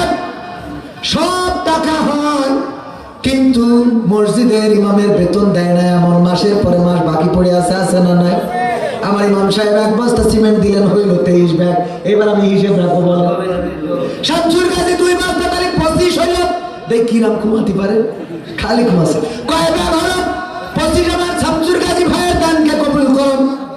সাজ্জাদ 1 বস্তা হইল 26, আল্লাহ কবুল করে নাও, নেখায়াত দাও, মনের স্বপ্ন পুরা করে দাও, পঞ্চমদের কবুল করে নাও। তারপরে বলেন 27 হিসাব 3টা দেন অন্তত। ওই 3 কাজে 3 বস্তা, তাহলে 30 হয়ে গেল। লিল্লাহি তাকবীর। শ্বশুর শাশুড়ি আর আব্বা বেঁচে নাই, 3 জনের জন্য দোয়া চেয়ে 3 বস্তা সিমেন্ট করলেন দান, আল্লাহ বাড়িয়ে দাও সম্মান। পিতামাতার কবরকে জান্নাতের বাগান বানাও, শ্বশুর শাশুড়ির কবরকে জান্নাতের বাগান বানাও। পরকালে বিচার হাসর শেষে জান্নাতের সিঁড়িতে দেখা করিয়ে দিও, বলেন আমিন। পাচ্ছি না, আমার নিঃশ্বাস বন্ধ হয়ে যাচ্ছে। টাকায় আমায় মানুষ চিনাইছে, ওরে টাকা। আমার একজন যুবক বিদেশে যাবে, কোন দেশে? মালয়েশিয়ায় যাবে, ডিয়ামপি মালয়েশিয়া না লেপ্পা সারিয়া ডিয়ামপি মালয়েশিয়া। বুঝতে পারছেন? যারা মালয়েশিয়ায় ছিলেন তারা বুঝেছেন। ওই ঈদের পরে মালয়েশিয়ায় যাবে, বললো হুজুর একটু এই গানটা শোনাবেন না, শোনাইলে মন খারাপ করে, এটা শোনাই না। টাকায় আমায় মানুষ চিনাইছে, ওরে টাকা। টাকায় আমায় মানুষ চিনাইছে। এই টাকার জন্য বাবা ছেলেকে বিদেশ পাঠাইছে, টাকার জন্য কত যে ছেলে বিদেশ গিয়েছে, টাকায় আমায় মানুষ চিনাইছে। ওহরে টাকা, টাকায় আমায় মানুষ চিনাইছে, টাকায় আমায় মানুষ চিনাইছে। ওহরে টাকা, টাকায় আমায় মানুষ চিনাইছে। টাকার জন্য বিদেশ গিয়ে কষ্ট করিলাম, কত জনের কত কথা আমি শুনিলাম, বাইরে আমি শুনিলাম। টাকার জন্য বিদেশ গিয়ে কষ্ট করিলাম, কত জনের কত কথা আমি শুনিলাম, বাইরে আমি শুনিলাম। এই টাকার জন্য সোনার দেহ, এই টাকার জন্য সোনার দেহ নষ্ট হইতাছে, টাকায় আমায় মানুষ চিনাইছে। ওহরে টাকা, টাকায় আমায় মানুষ চিনাইছে, টাকায় আমায় মানুষ চিনাইছে। ওহরে টাকা, টাকায় আমায় মানুষ চিনাইছে। টাকা থাকলে বন্ধু বান্ধব সবই তো মিলে, টাকা না থাকলে ভাইরে কেউ না সাথে চলে, ও ভাই কেউ না সাথে চলে। টাকা থাকলে বন্ধু বান্ধব সবই তো মিলে, টাকা না থাকলে আমার কেউ না সাথে চলে, বাইরে কেউ না সাথে চলে। এই টাকার জন্য স্বার্থের টানে, এই টাকার জন্য স্বার্থের টানে আপন বলতাছে, টাকায় আমায় মানুষ চিনাইছে। ওহরে টাকা, টাকায় আমায় মানুষ চিনাইছে, টাকায় আমায় মানুষ চিনাইছে। ওহরে টাকা, টাকায় আমায় মানুষ চিনাইছে। টাকা থাকলে নারী বাড়ি সবই তো হয়, টাকা থাকলে সমাজেতে বাপের বেটা কয়, ভাইরে বাপের বেটা কয়। ঠিক না বেঠে? টাকা থাকলে সমাজেতে নারী বাড়ি হয়। ওই যে মোস্তাক আহমেদ দেখেন কিষান নিয়ে ঘুরে বেড়াচ্ছে, বুড়ো ভাব হয়ে গেছতাম, বউ সুন্দরী আছে না নাই। আর আমার যুবকের রোগের সেদিন একজন চিঠি দিয়েছে, হুজুর আমার আব্বারা আছে মাহফিলে একটু বুঝাই দেন, বয়স তো 30 মারা খাচ্ছে, আমাকে যেন বিয়েটা দেয়। সামনে রোজার মাস, আমাদের সেহরিতে ডেকে দেবো কিনা। ওর বুদ্ধি দেখেছেন? একজন বলছে আব্বা ছোট ভাই বিয়ে দিলি হয় না, তা বলছে তোর এখনো বিয়ে দিলাম না, তো ছোট ভাই বিয়ে দেবো মানে? বলছে এই কথা তো কোনোদিন জিভে রেখায় নিয়ে আসো না। বুদ্ধি আছে না? না। টাকায় আমায় মানুষ চিনাইছে। ওহরে টাকা, টাকায় আমায় মানুষ চিনাইছে। টাকা থাকলে নারী বাড়ি সবই তো হয়, টাকা থাকলে সমাজেতে বাপের বেটা কয়, বাইরে বাপের বেটা কয়। এই টাকা থাক দাম নাই কোনো, এই টাকা থাক দাম নাই কোনো, পাবেল কইতাছে, টাকায় আমায় মানুষ চিনাইছে। ওহরে টাকা, টাকায় আমায় মানুষ চিনাইছে। কত যাক, তাও যায় 100 দেশ, অত বিড়ির টাকাটা তো হইল কথার কথা। মোটে দেয় না, তাহলে 100 টাকা দিয়ে বলছে একজন ভিক্ষে করতে গেছে, তো যেদিনই যায় ওই বাড়ি কিছু পায় না। বলছে যে ও মা আজকে কি হবে না, বলছে তোমার ভিক্ষে না তোমার ছাই দিবা না। বলছে সে তাই দেওয়া দিন অন্তত একটু দিয়াটা শেখো, ছাই দিয়ে হলো দিয়াটা শেখো, তা অন্তত 100 টাকা হয়ে তাও সবাই দিছে। ওরে বাবা আমার আমার কি আল্লাহুম্মা আমিন। রব্বানা যালামনা আনফুসানা ওয়া ইন লাম তাগফির লানা ওয়া তারহামনা লানাকুনান্না মিনাল খাসিরিন। রব্বানা আতিনা ফিদ দুনিয়া হাসানাতাও ওয়া ফিল আখিরাতি হাসানা ওয়া কিনা আযাবান নার। ও আল্লাহ, গভীর রাত তোমার বান্দাদের নিয়ে দুটি হাত তুলেছি গো, এখনো যত বান্দা তোমার আছে গো, তুমি সকলকে কবুল করে নাও। আল্লাহ যারা হাত তুলেছেন খায়াত দান করে দাও, মনের স্বপ্নগুলো পুরা করে দাও, অসুস্থের অসুস্থতা দূর করে দাও, রোগগ্রস্তের রোগ থেকে শেফায়ে আজেলা কামেলা দান করে দাও, ঋণগ্রস্তের ঋণ পরিশোধ করে দাও, অভাবগ্রস্তের অভাব দূর করে দাও, কন্যা দায়গ্রস্তের